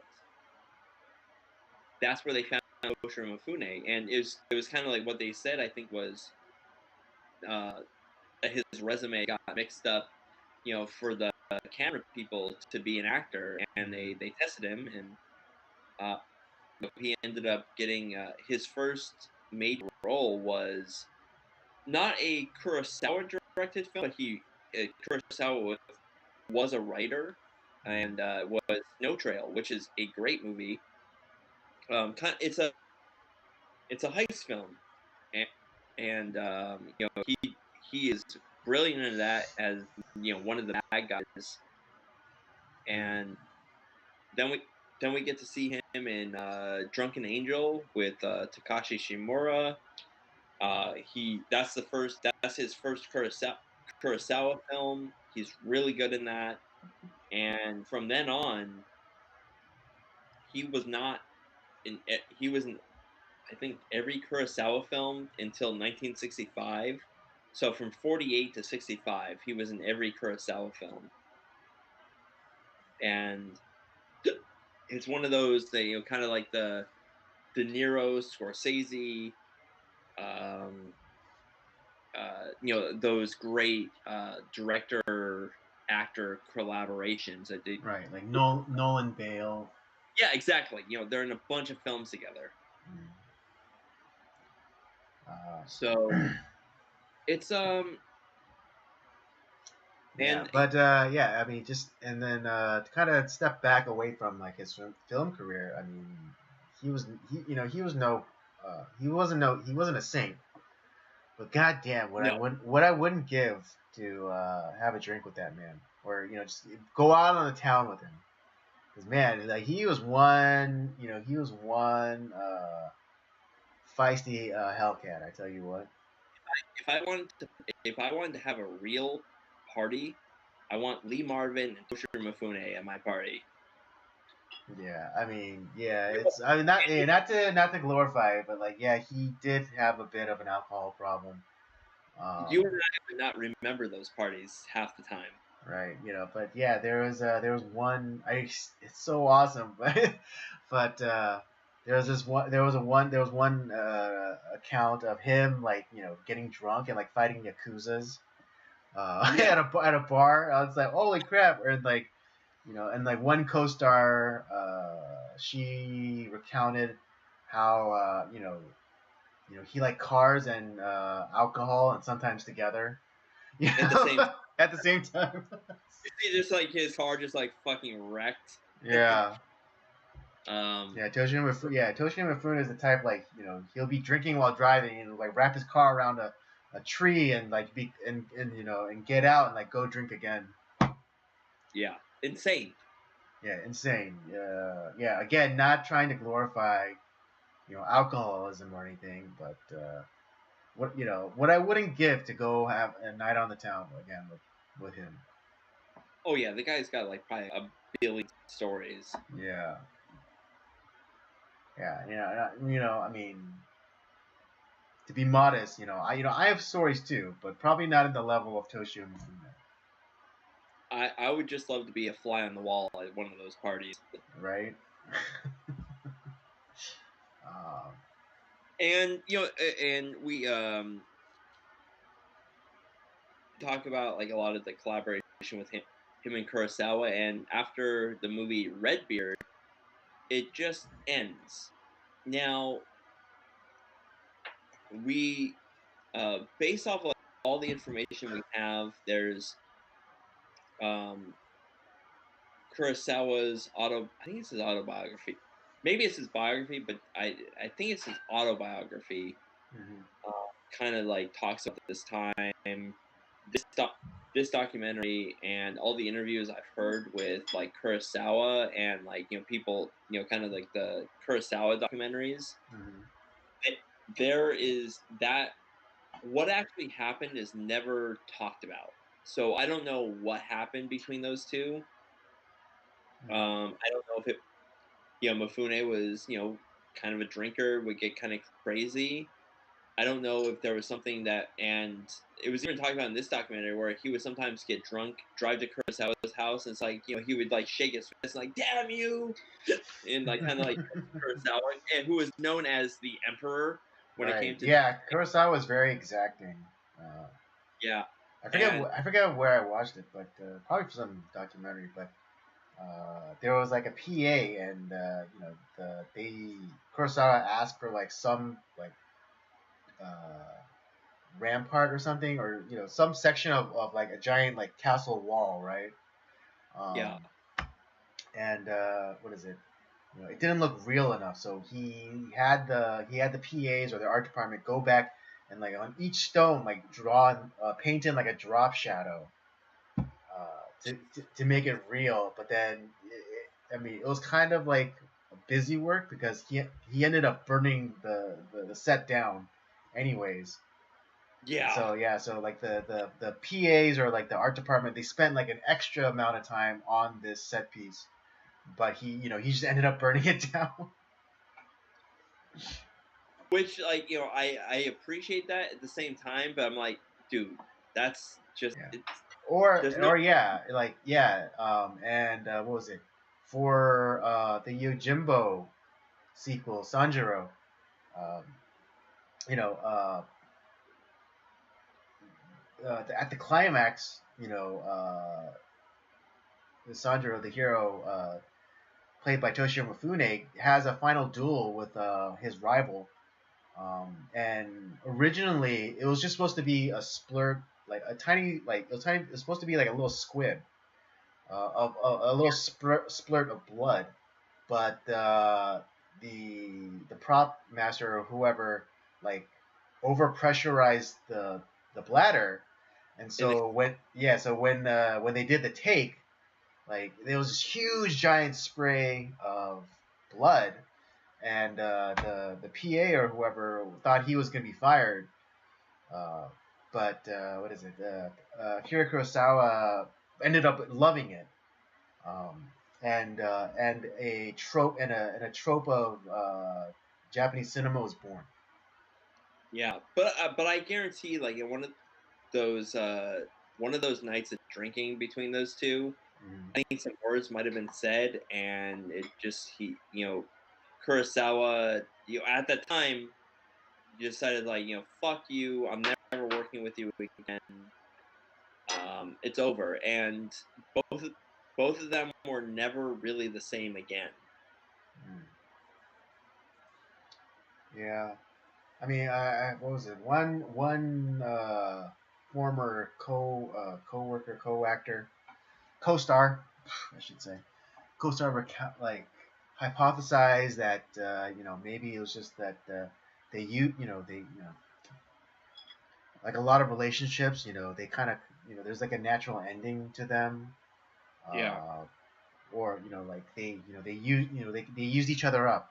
They're like there's nothing more that they could have gotten from each other, and so they had to, and like but because they've been together for so long, it's like they didn't know how to be apart from each other, or or separate from each other. Right. And so yeah, Yeah. maybe and to work in what you said, like maybe there's just this one night where they're out drinking, and things just came to a head, and they had it out, they hashed it out, and not in the most constructive of ways. And Because it seemed like based off this documentary that Mifune still wanted to work with Kurosawa, but mhm, Kurosawa just never seemed to want it. right, And like yeah, definitely made it seem like Kurosawa was kind of like done uh with Mifune. I think it's like one of those things where you have two tough as nails dudes that Yeah, well, are yeah, two type A's, together, and it's like it's only that association can only last for so long. exactly. And like I said, it's just probably like one of those things. It just happens. They didn't necessarily hate each other, but it's like I can't work with this guy anymore. Right. It's over. And the and really both their careers suffered afterwards because afterward even um Kurosawa he never, I mean, he had a couple of big hits after Redbeard, but his last films were not the best. They weren't, outside of like Kagemusha and Ran, his Mhm. other films were kind of like, they're more afterthoughts. We don't really think about them too much. Mhm. And Mifune, although he did have other stuff that he did outside of Kurosawa's works that are also really great, by the way. Like the movie that we're going to be talking about in a second. But after Red, he didn't really have like a huge hit. He was trying to be a part of some foreign films. We've talked about he was tabulated to be Obi-Wan Kenobi. I really wish that would have happened. Didn't, because his agent and him, I They think he talked him told out him of it. he was supposed to be Mr. Miyagi. That didn't Mhm. happen. He did take a part in was it 1941, which was one of the few Steven Spielberg's flops. Especially back in that era where Steven Spielberg was just on it. He Mhm. just had hit after hit after hit, and Mhm. 1941 was not one of them. Right. And he was in another spaghetti western. It was a spaghetti western samurai film, which was Red Sun, which is really good. Just but it wasn't like a giant hit. Unfortunately, Toshiro Mifune was great in it. Mhm. But yeah, it Yeah, was. it was unique in that the what is it, the Asian guy got the girl. That's right. The Asian guy got the girl, which is still kind of rare today. Yes.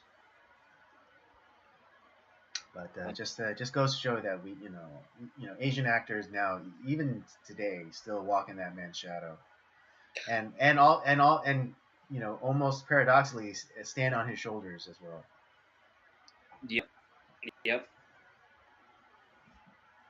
But yeah, it was a good documentary. I really enjoyed it. I learned a lot more about Japanese cinema than I was expecting, and I just a guy that I respect.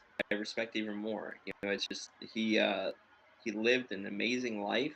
He was not the best person. I don't glorify him for his bad behavior per se, but I think he overall is a good person and someone that should be admired. And I think the world is better having an actor like Toshiro Mifune in it. And I'm glad that he's now getting his due that he didn't necessarily get during his lifetime, during his when he was in his prime. Mhm. How cinema would have changed had he taken the Star Wars role, had he taken the role of Mr. Miyagi, Hmm. two of These are one of not the droids you were looking for. yeah, I mean it's just Yeah, just I can hear that line in Toshio Mifune's voice. how would the Star Wars universe been changed having this dude Yeah. in Well, it? I don't know if I've said it on the stream, but I think I definitely said to you that if Toshio Mifune was Obi-Wan Kenobi, then he likely would not have been killed off in the first movie. Oh, absolutely not. Yeah. Yeah, I think Lucas would try to have extended, his the utility of having Mifune as Obi-Wan Kenobi for as long as possible. I mean, I don't know if he necessarily extended out to all the way to like Return of the Jedi, but because cause I understand the importance of the death of Obi-Wan Kenobi. Yeah. But maybe that would have happened early in like Return Empire Strikes Back or something. Like the whole Yeah. like the whole Force Ghost Obi-Wan telling Luke to go to Dagobah. Maybe that would have been if it was Toshi Mifune. Maybe it would have been he would have told him about Dagobah. When the Empire storms the rebel base on Hoth. Maybe there was maybe there was an explosion or there's like a duel that or the duel between him and Darth Vader happens then. But he doesn't die right away. Um, Yeah. Yeah. and then It's just and that's when he's able to tell him about Dagobah. I could see that being the case. that would be one of the things if I could go back into the past, I would like, dude, you got to take this role, dude. Right. It's like that meme where it's like time traveler goes back in time, moves a chair, and then Toshio Mifune becomes Obi-Wan. Yeah, exactly. And this is no knock against Alec Guinness. No, Another no, of course not. Not that. Again, we're not trying to take away from Alec Guinness's performance as Obi-Wan Kenobi. and, to be honest though, I think had Toshiro Mifune done the role, not that like Alec Guinness didn't do a great job, but I know he hated that role.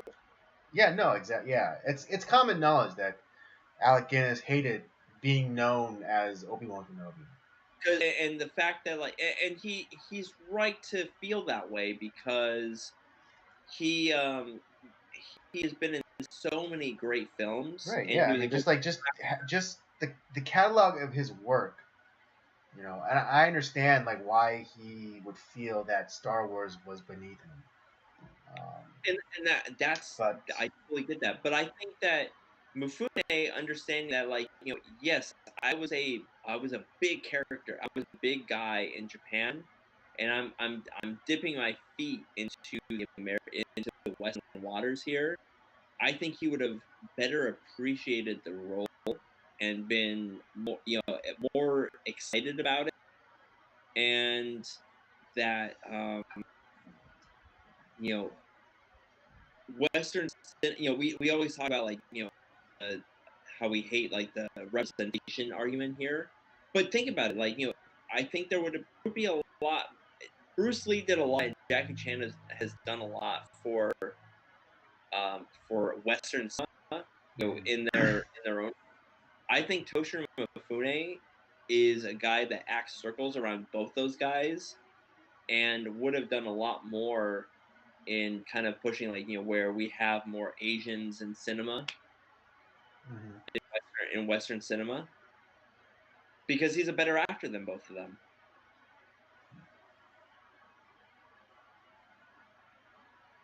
Agreed. Yeah. I mean, like you said, we're very leery about the idea of representation, but I think Toshio Mifune would have been a welcome addition to the canon of Western cinema.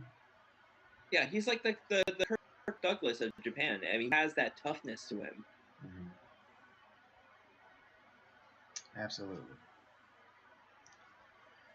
All right. Well, let's get into the actual movie review. I hope you guys enjoyed that little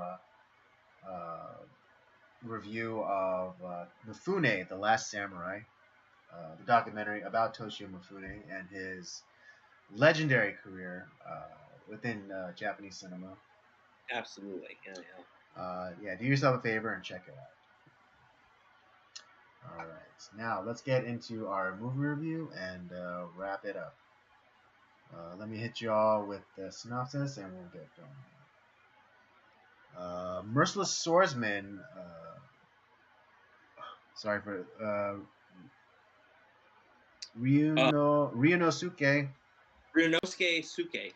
Yeah, Suke is a government assassin in feudal Japan who has no remorse and no moral code. When he is scheduled to participate in a friendly fencing contest, he ends up killing his competitor. Next, after a fight with his own mistress, he murders her and deserts their infant son. Later, while spending the night in a haunted geisha house, he sees the specter of all the victims of his victims and spirals into madness, leaving a bloodbath in his wake. Yeah. Again, this movie stars Toshio Mifune, not necessarily as the main character, but he's in it, as well as Tatsuya Nakadai, Michio Aratama, and others. Yeah. So this movie was made in 1966. It's called The Sword of Doom. It's based off of a serial novel. Yeah, so it's based off of a serial novel in the same name. So like the different like segments of the movie that split up, like oh it's this incident, it's that incident, it's like this year, that year. These were of like stories that were written in like I don't know if it was like a newspaper or a journal or magazine in Japan, uh, but they were very popular, and some had been. This is a story that in some ways had been turned into a movie beforehand, um, and this particular iteration was directed by Kihachi Okamoto. He was a he was inspired by John Stagecoach. Actually, similar to how like Kurosawa was inspired. John Ford was his favorite director. Um, this guy became a director after watching Stagecoach, and he's directed films such as um, Samurai Assassin, Kill, Japan's Longest Day, Zatoichi Meets Yojimbo, and Age of Assassins. And many of these I haven't seen many. I haven't, other than Zatoichi Meets Yojimbo, I haven't seen any of these films. But based off of what I've seen, like from trailers and like descriptions, I 100% want to watch these films. Like they look awesome. And the other thing about him too is that he was a guy that uh, kind of despised Japanese culture, and his films kind of were going against mainstream Japanese culture, kind of like going against like what they stood for. And actually, and Toho even like became concerned, especially with I think it was Age of Assassins. They almost didn't want to release this film because like we can't release this. This is so like the Japanese people are gonna hate this. But Right, so very anti-Japan, very anti-Japan. very anti. He was very anti-Japanese, a Japanese guy that hated his own country. Um, so it's kind of.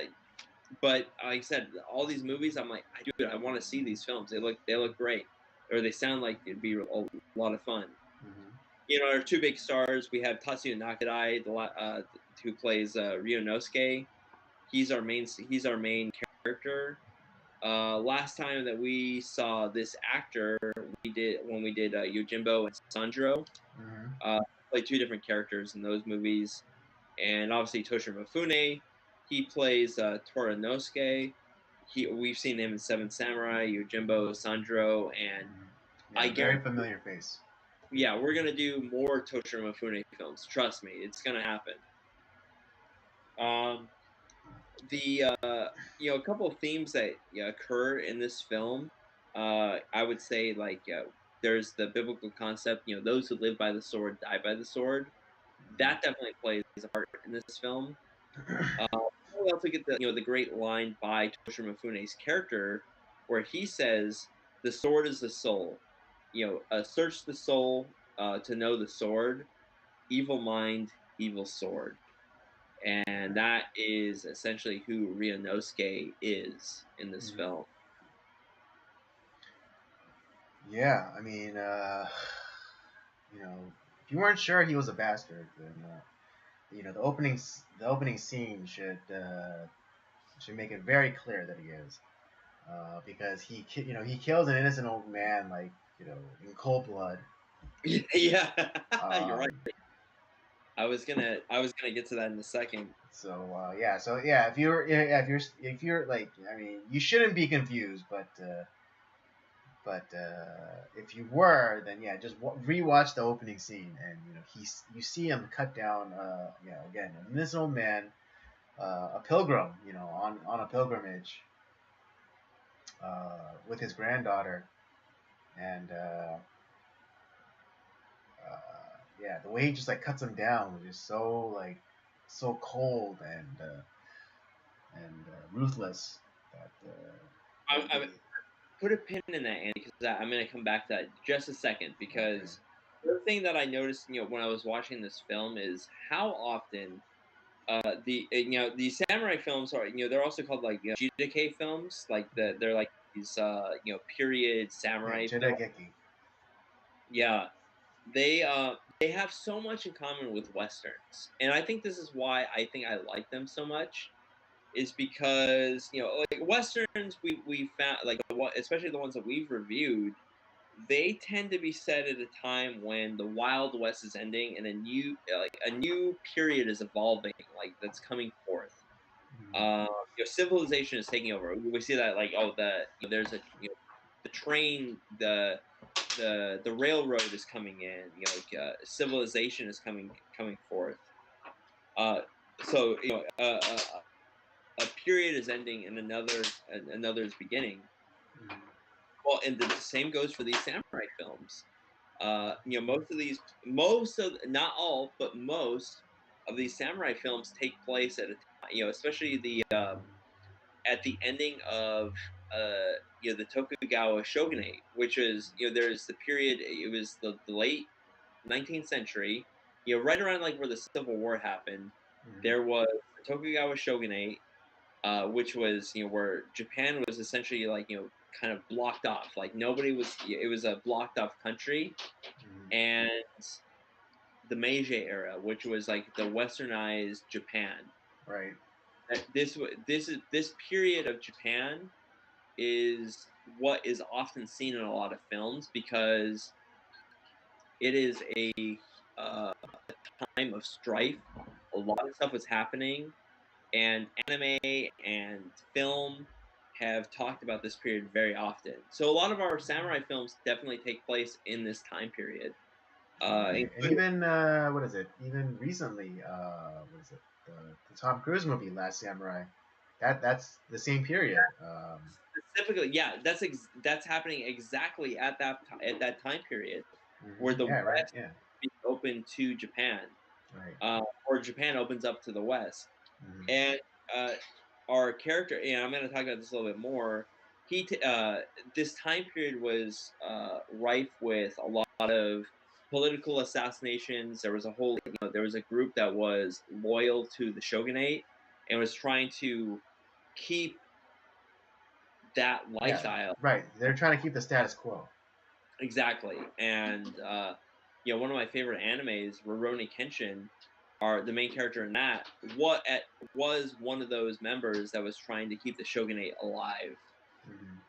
Um, so it just, like I said, it's a fascinating period in history, and a lot of the films, similar to like our to the westerns, it's kind of like they happen around the same time. So it's great. Right. I like. Yeah. So the samurai film and the western, they're parallel to each other, not just like not in just in terms of like storytelling, but like literal time frame. Yeah, 100%. Uh, So our movie opens. It starts off with like kind of that title card. It's mhm, a spring 1860, the Sakurada Gate incident, mhm. and we get that moment of like we see the old man and his granddaughter. Uh, the granddaughter who is an important character in the film, Omatsu. Right. Yeah, I totally forgot about the granddaughter. Yeah, she's Or actually a very important character. yeah, She's in and out, but she's an important character. yeah, So her and the grandfather are traveling when they stop to rest, and it turns they're Omatsu goes to gather like supplies like water for her grandfather, and the old man prays at a shrine. But here's the thing: he prays for death. He wants to die, and yeah. That so was a that little Omatsu. weird. So here's the thing. So he prays, not necessarily because like he's like wanting to die, but it's like he wants Omatsu to be free from him, so that she can live like a good life, Right. be Or free. yeah, well, this yeah, because he sees himself as a burden to her. Yeah. Because especially now that she's gotten older and like he's an old man. He's her grandfather. So it's not. It's like he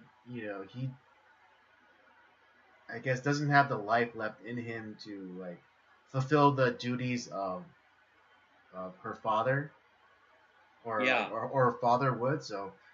Um, so in a weird way, it is understandable that he would pray for this, but he does pray that she find a good man to marry, so that he can die.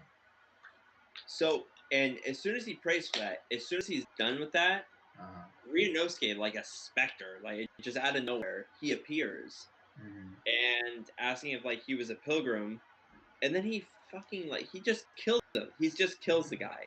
It's funny. But It was I don't know if the Coens saw this movie, but it felt very much like that scene from No Country for Old Men yeah, yeah, you're right. I with did. the Javier Bardem scene with Yeah, like with the gas station attendant.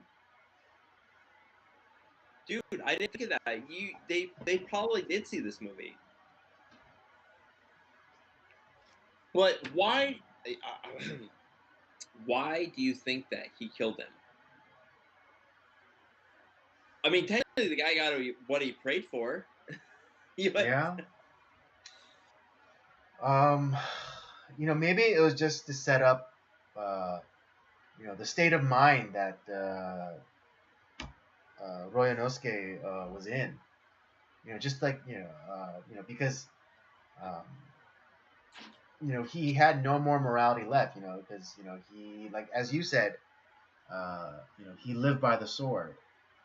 Um, so I just because I feel like his other the other stuff that he does throughout the movie, I feel like they had more. There was reasoning behind them, but this one felt out of all his like killings, like this felt like the most like what the fuck is why are you killing this guy? Like it has there's no reason behind it. well, right. I think again, it's just to demonstrate his like bloodlust. Because even though the match that he eventually gets into with that other guy, I think he still would have gone. I still think he would have taken it to that place where he would have killed him. Um, so I think it's. I think it was just one of those. I think it's just one of those things where it's the director is trying to make clear like this guy is a bad guy and like he is like so far gone that his bloodlust is insatiable. Yeah, to be honest, I would love to see a prequel of this movie with like this character and Mhm. like what turned him into this monster. Because Well, there's I definitely mean, well, because I think, yeah, because like how you were saying how Toshio Mifune's character is kind of like is the mentor figure in this movie, and he dispatches all of the other assassins in that attack later on in the movie. dude, Any such a great fight scene. I love that scene so much. yeah, it's a good one. Um, but how you were saying how just to study the sword is to study the soul, and and all that stuff. But I think something happened to Ryunosuke to corrupt him. Um, because And maybe like because it's his father or just like life in Japan in general. But like I would love to see like right. where I mean, well, his, I don't necessarily think that it's his father.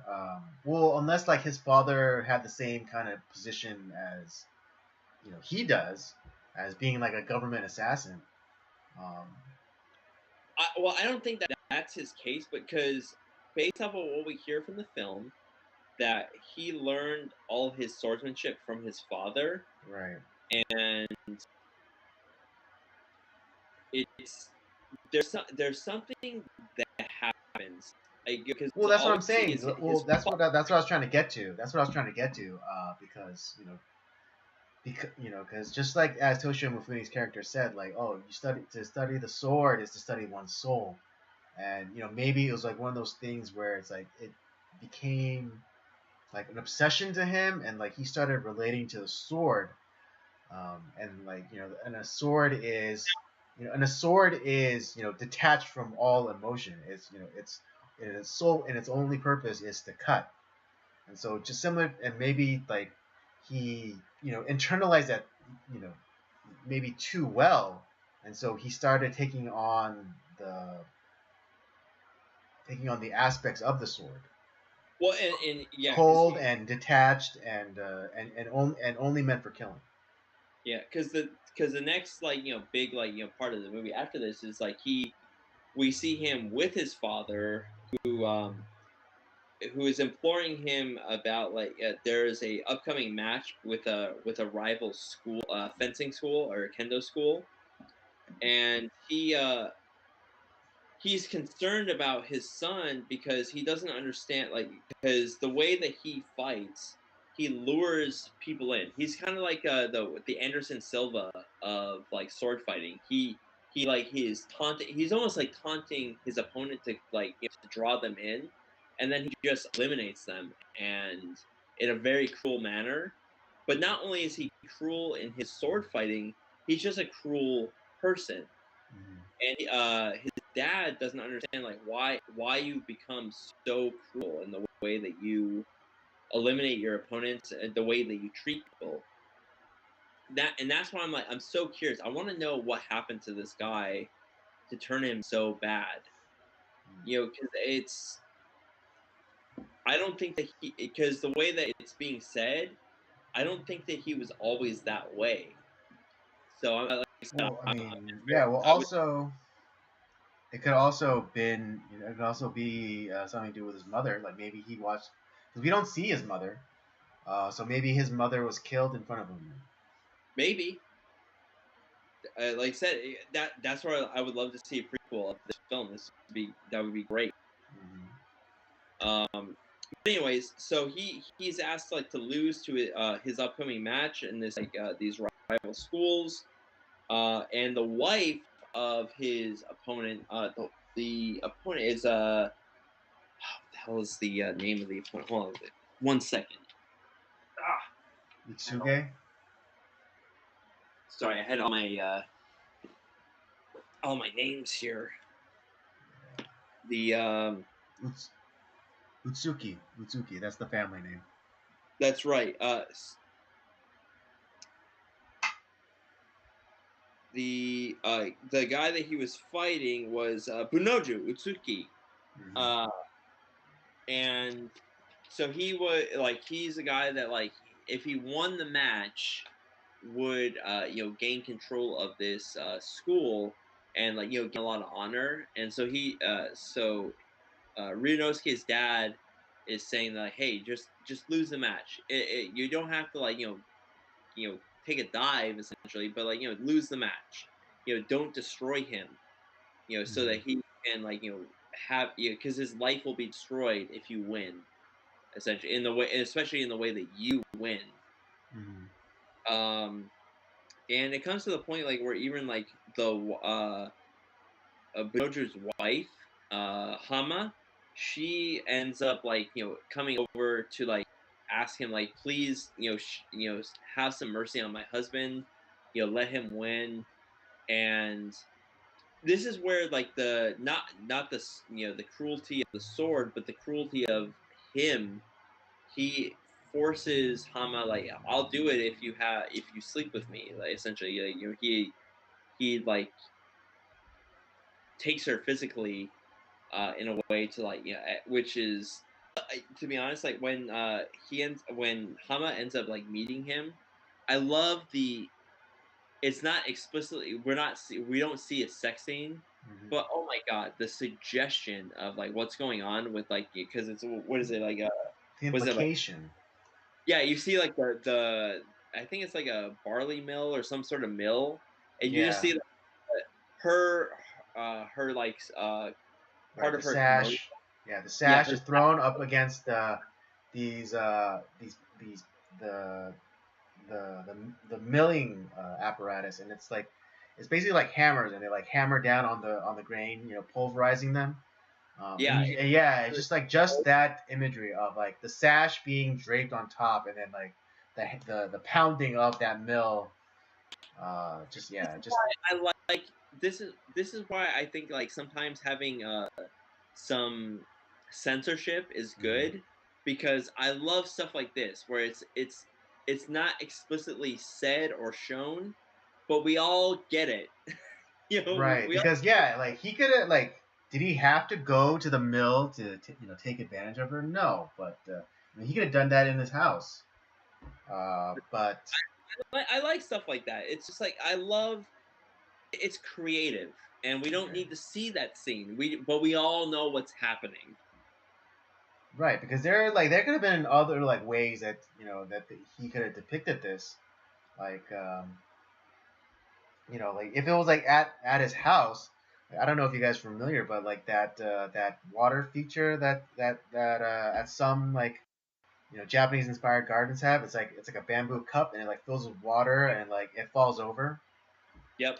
But what if what if they were at the house and he took advantage. He was taking advantage of her, and all of a sudden there was a downpour, which caused the cup to fill up and fall down faster and faster. That could work too. Yeah, that can work too. But yeah, just like the visceral like pounding, the pulverization of like that mill and the sash from her kimono just being draped over it. It's just I think that shows the cruelty of the act too. yeah, exactly. Because it's not like because again like that fountain thing that could have been that could have been come off as like comedic, but this was like not. This wasn't tender. This wasn't like passion. It was a man taking advantage of a woman, and like just like What the I wanted. cruelty and the savagery of just the pounding from the mill. Yeah, definitely said it was visual poetry. Yeah, it was a very specific vision from the director, and it's perfect. But anyways, um, that leads to a series of events in which the Bunoju divorces. Yeah, Uh, yeah, the husband finds out about this through some means, but but he knows that she went to the mill with him, or Ryunosuke. Um, yeah, and it immediately serves her divorce papers. Don't we all wish that it was that simple? Um, it's like um, divorce. yeah, Scott moment where we just shout divorce in the air. It's done. right. uh, But yeah, so the husband finds out, he immediately divorces her. And you know, it goes to the match, and you can tell that everyone when it got to them two, everyone knew like there was like murderous intent both both characters. in both characters. I mean, a little bit more with what's his face, not Roy Nosuke, because everyone knew like he was a little off, but just their stances alone was enough to like reveal that, oh man, this isn't a match, this is a duel. But, something I'm gonna highlight here, but and I noticed it in like all of like his in a lot of his fights. Ryunosuke he's not looking at his opponent. He's No, almost no, yeah, he has this like blank stare. What is he looking at? Is he looking at his opponent's feet? Is he I looking would at his sword? I would say yes Or because I would say so because foot movement is a great indicator of movement. Like the way you like shift your weight, like if you shift your weight to your back foot, then it could be a sign that that the person is about to attack. Or or if someone like shifts their weight to one side or the other, it might they might be try to outflank you. So yeah, it does make sense that Royanosuke, like he doesn't look his opponent in the eye because you know um, looking in somebody's eye doesn't reveal as much as if you're looking at their feet. yeah, I that's that I would assume that he's looking at his opponent's feet, but I was wondering if like he or because he has such a blank stare. Mhm. There's almost like he is possessed in a lot of ways. Like there's almost a spiritual aspect to this, like an evil spirit aspect to this. But it also, yeah, well, perhaps, but it could also be that he's also putting the opponent in a false sense of security because it's like, oh, he's not even looking at me. Um, You're right. You know what? I think you're probably right about that because we get that those signs like early on, like it's like where you distract your opponent, like you lure them in. right, exactly. He's playing possum a little bit, and he's giving the false sense of security to his opponent to like to make so they can make the first move. Yeah, he's the Anderson of the samurai period. There you go. But yeah, but in the match, the opponent tries a move. I forget what it's called. Something thrust. The Suki thrust. Yeah, and it was an illegal move in a match, and Right. so he killed him for it. Right. Um, but what comes to follow, I think, this is actually my favorite fight of the movie. Not just in terms of the choreography of the fight, but also the cinematography, because it's a tracking shot. Because what is it? After the fight, he's leaving, but then the woman, the ex-wife, she comes and Oh, tell yeah, Hama. She comes and warns him like, hey, there's like 30 guys over there about to kill you. Um, because she's a disgraced woman and divorced, so she has no one. Uh, she literally doesn't have anybody anymore. Not even a family. So she's she intends to glom onto Ryunosuke. yeah, yeah, But this fight scene is my favorite in this movie because it's a long tracking shot, and it's just like him cutting through all 30 of those guys like it was nothing. But dude, also the shot is beautifully set up too because again it's a tracking shot and you follow him along the action. yeah. It's beautifully done. Actually, the Criterion collection cover of Sword of Doom Hmm. is the end, like after he like slays all those dudes and he's Right. walking. Hmm. Beautiful, dude. It's it's horrifying and beautiful at the same time. Hmm. Um, but so after that whole incident, we move on. It's 2 years later. It's the now we get another title screen. This goes back to like this story being a group of serials. It's like a serial tale. Mhm. 1862, the Sakashida incident, and we find that Ryunosuke has changed his name. I think he changed his name to like Yoshida. Yeah. He lives in a small shack with Hama and their son, and he is a part of the Shinsengumi, who I talked about earlier. Who they are the group of they're political activists who deal in murder and assassination to protect the Tokugawa shogunate, and we are introduced. This is like the part of the movie where we're introduced to Toshifune's character, which is Torinosuke. Mhm. And although we don't know it at the time, the brother of Bunoju is a student of Torinosuke, and this this is kind of like it's we're lured into the idea that this is a revenge show, but Mhm.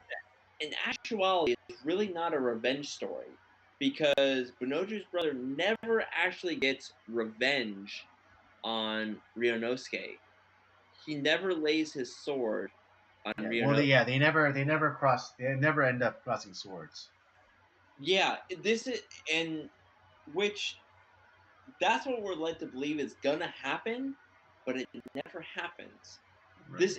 That's where like I'm almost curious. Like this is I'm trying to think of like what type of tale this actually is. Mhm. Is it a I mean I would say it's more of a comeuppance tale than anything else. Kind of like what we talked about. Live by the sword, die by the sword. It's that kind of movie. Mhm.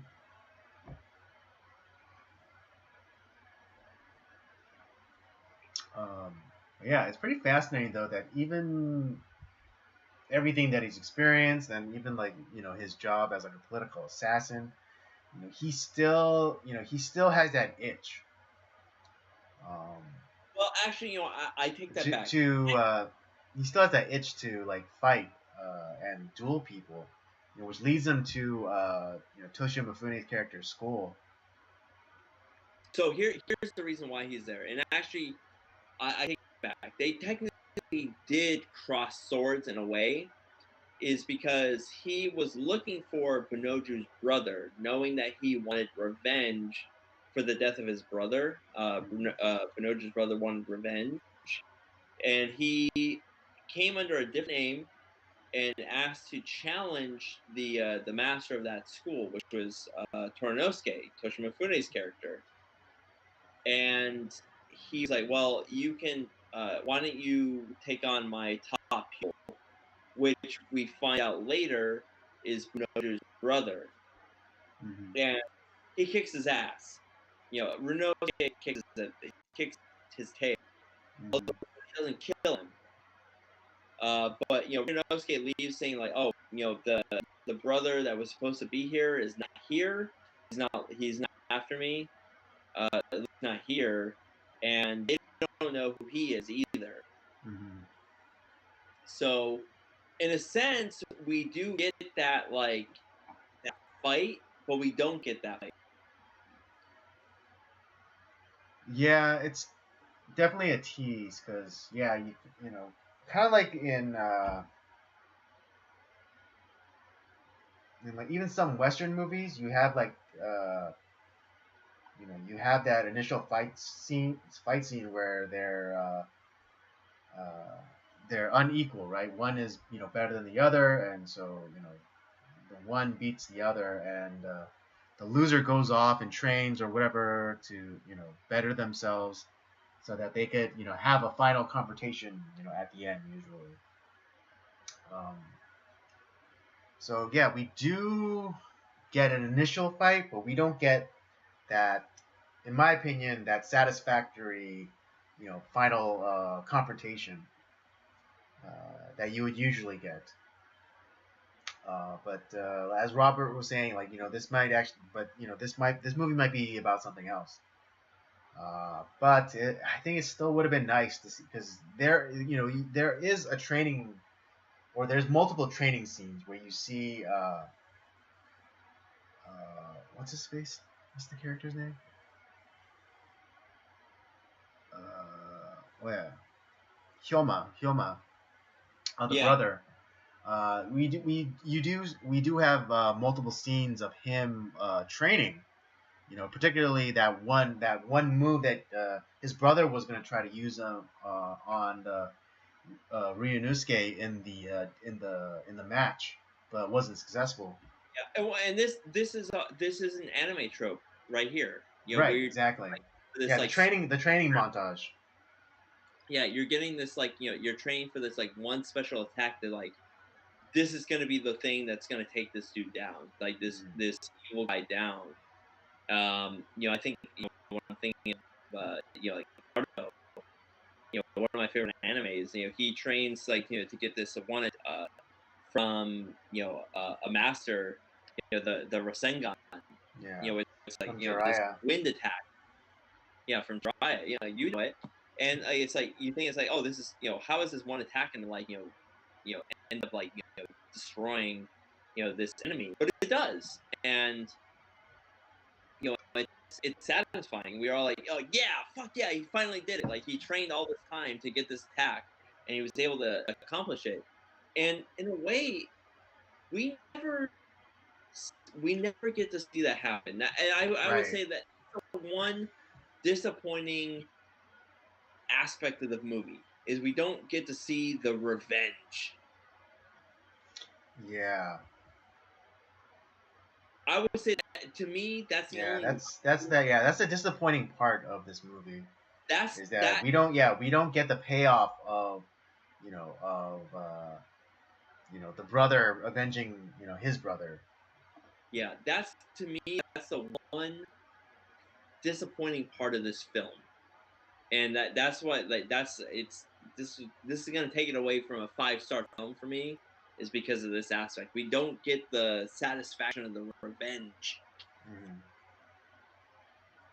Yeah, no, I was disappointed myself, if I'm just to be honest, because I was watching it and then it eventually gets to the point where we had that scene where Ryunosuke starts having his freak out, and then because of like how there's some dissatisfaction within the gang, and so like there's gonna be there is a coup that happens within the gang. But then it's the movie just kind of abruptly ends on Ryunosuke, just killing slashing the shit out of all the other gang members. Now, I do know that there was supposed to be a sequel to this movie, Uh, and I'm wondering if they were planning on like the that duel to happen in the second film and not this one, but the sequel never happened. I mean, maybe uh, And that could be based on that could be a possibility, but like I mean, it's not as though he doesn't take injury too, and like now this because of like his kind of deranged state, he starts swinging his sword wildly, and he knocks over a lantern, which causes a fire, within like uh, the like kind of the party hall that they're in. yeah, now this movie is more like Bush Cassidy and Sundance Kid. Right. Have you've seen that movie, right? Yeah, yeah. It's been a while, but yeah, I remember at the end, yeah, they're surrounded by the Bolivian army, and Right. Where it's like they don't die. We don't see them die. yeah, it's assumed that they died. Out of that. Yeah. But anyways, so we get to see Toshi Mifune's character here, and obviously like the Shinsengumi they're plotting to they're trying to make like certain political assassinations, and before that happens they have discussions on like they're trying to get people on their side, and one of the guys decides sorry guys, I'm just the political you know the political landscape is shifting. I can't be with you. It just uh you know I'm not going to stand with you. And so they are, and he's a prominent figure. So okay, we need to get rid of this guy. He's gonna die. And they plan this attack, and their intel says there's going to be two of these like big officials. The guy that we need to kill is going one direction, and another guy is going that direction.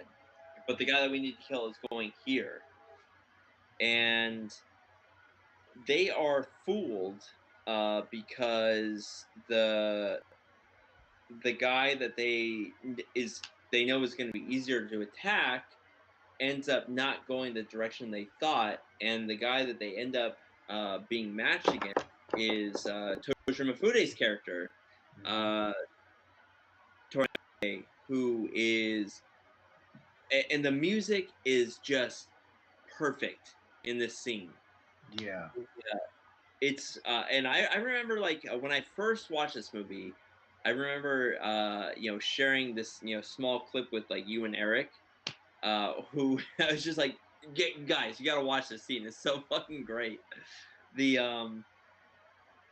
they attacked what's called the palanquin. It's kind of like the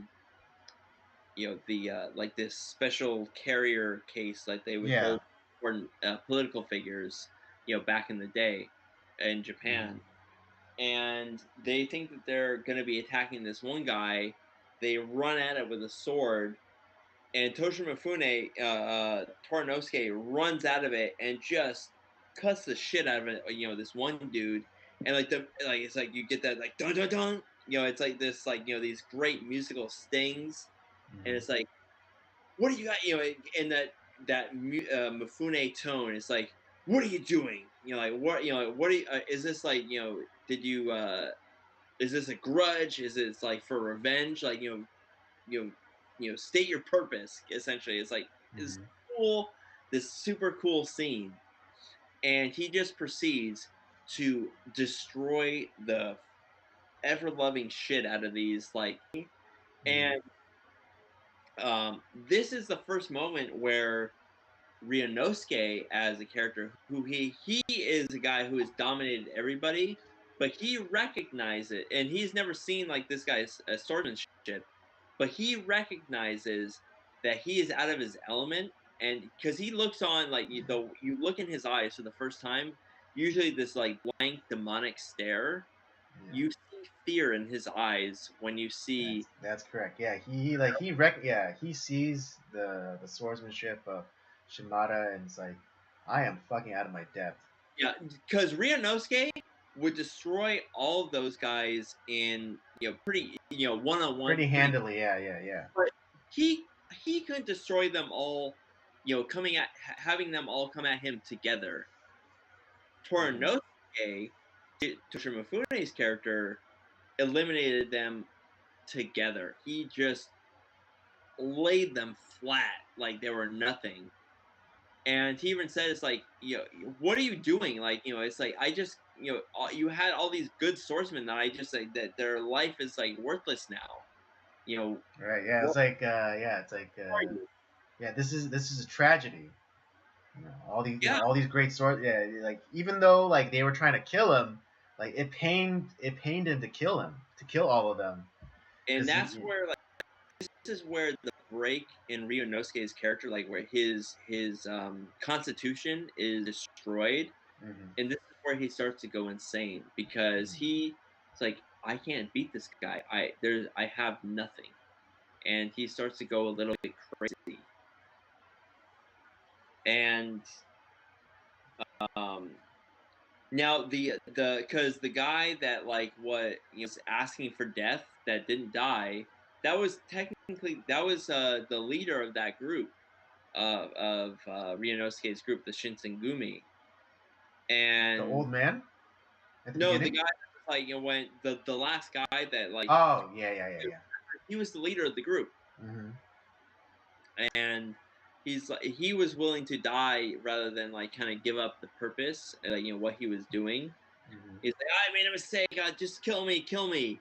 But Torinosuke did not kill him, and the remainder of the group became like, oh, they started to doubt like the his virility, his strength, and they also started to question his loyalty to Ryunosuke as well.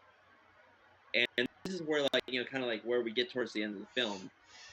Now, in between this, we have the that granddaughter that we talked about in the very that we met in the very first part of the film, Omatsu. Where Mm-hmm. she is protected by that the guy that found her, who turned out to be a thief of some sort. He was some sort of like thief slash ninja of some sort. Yeah. Uh, but she's a part of this film too. Yeah. Uh, Maybe a brigand. yeah, yeah. Her story's not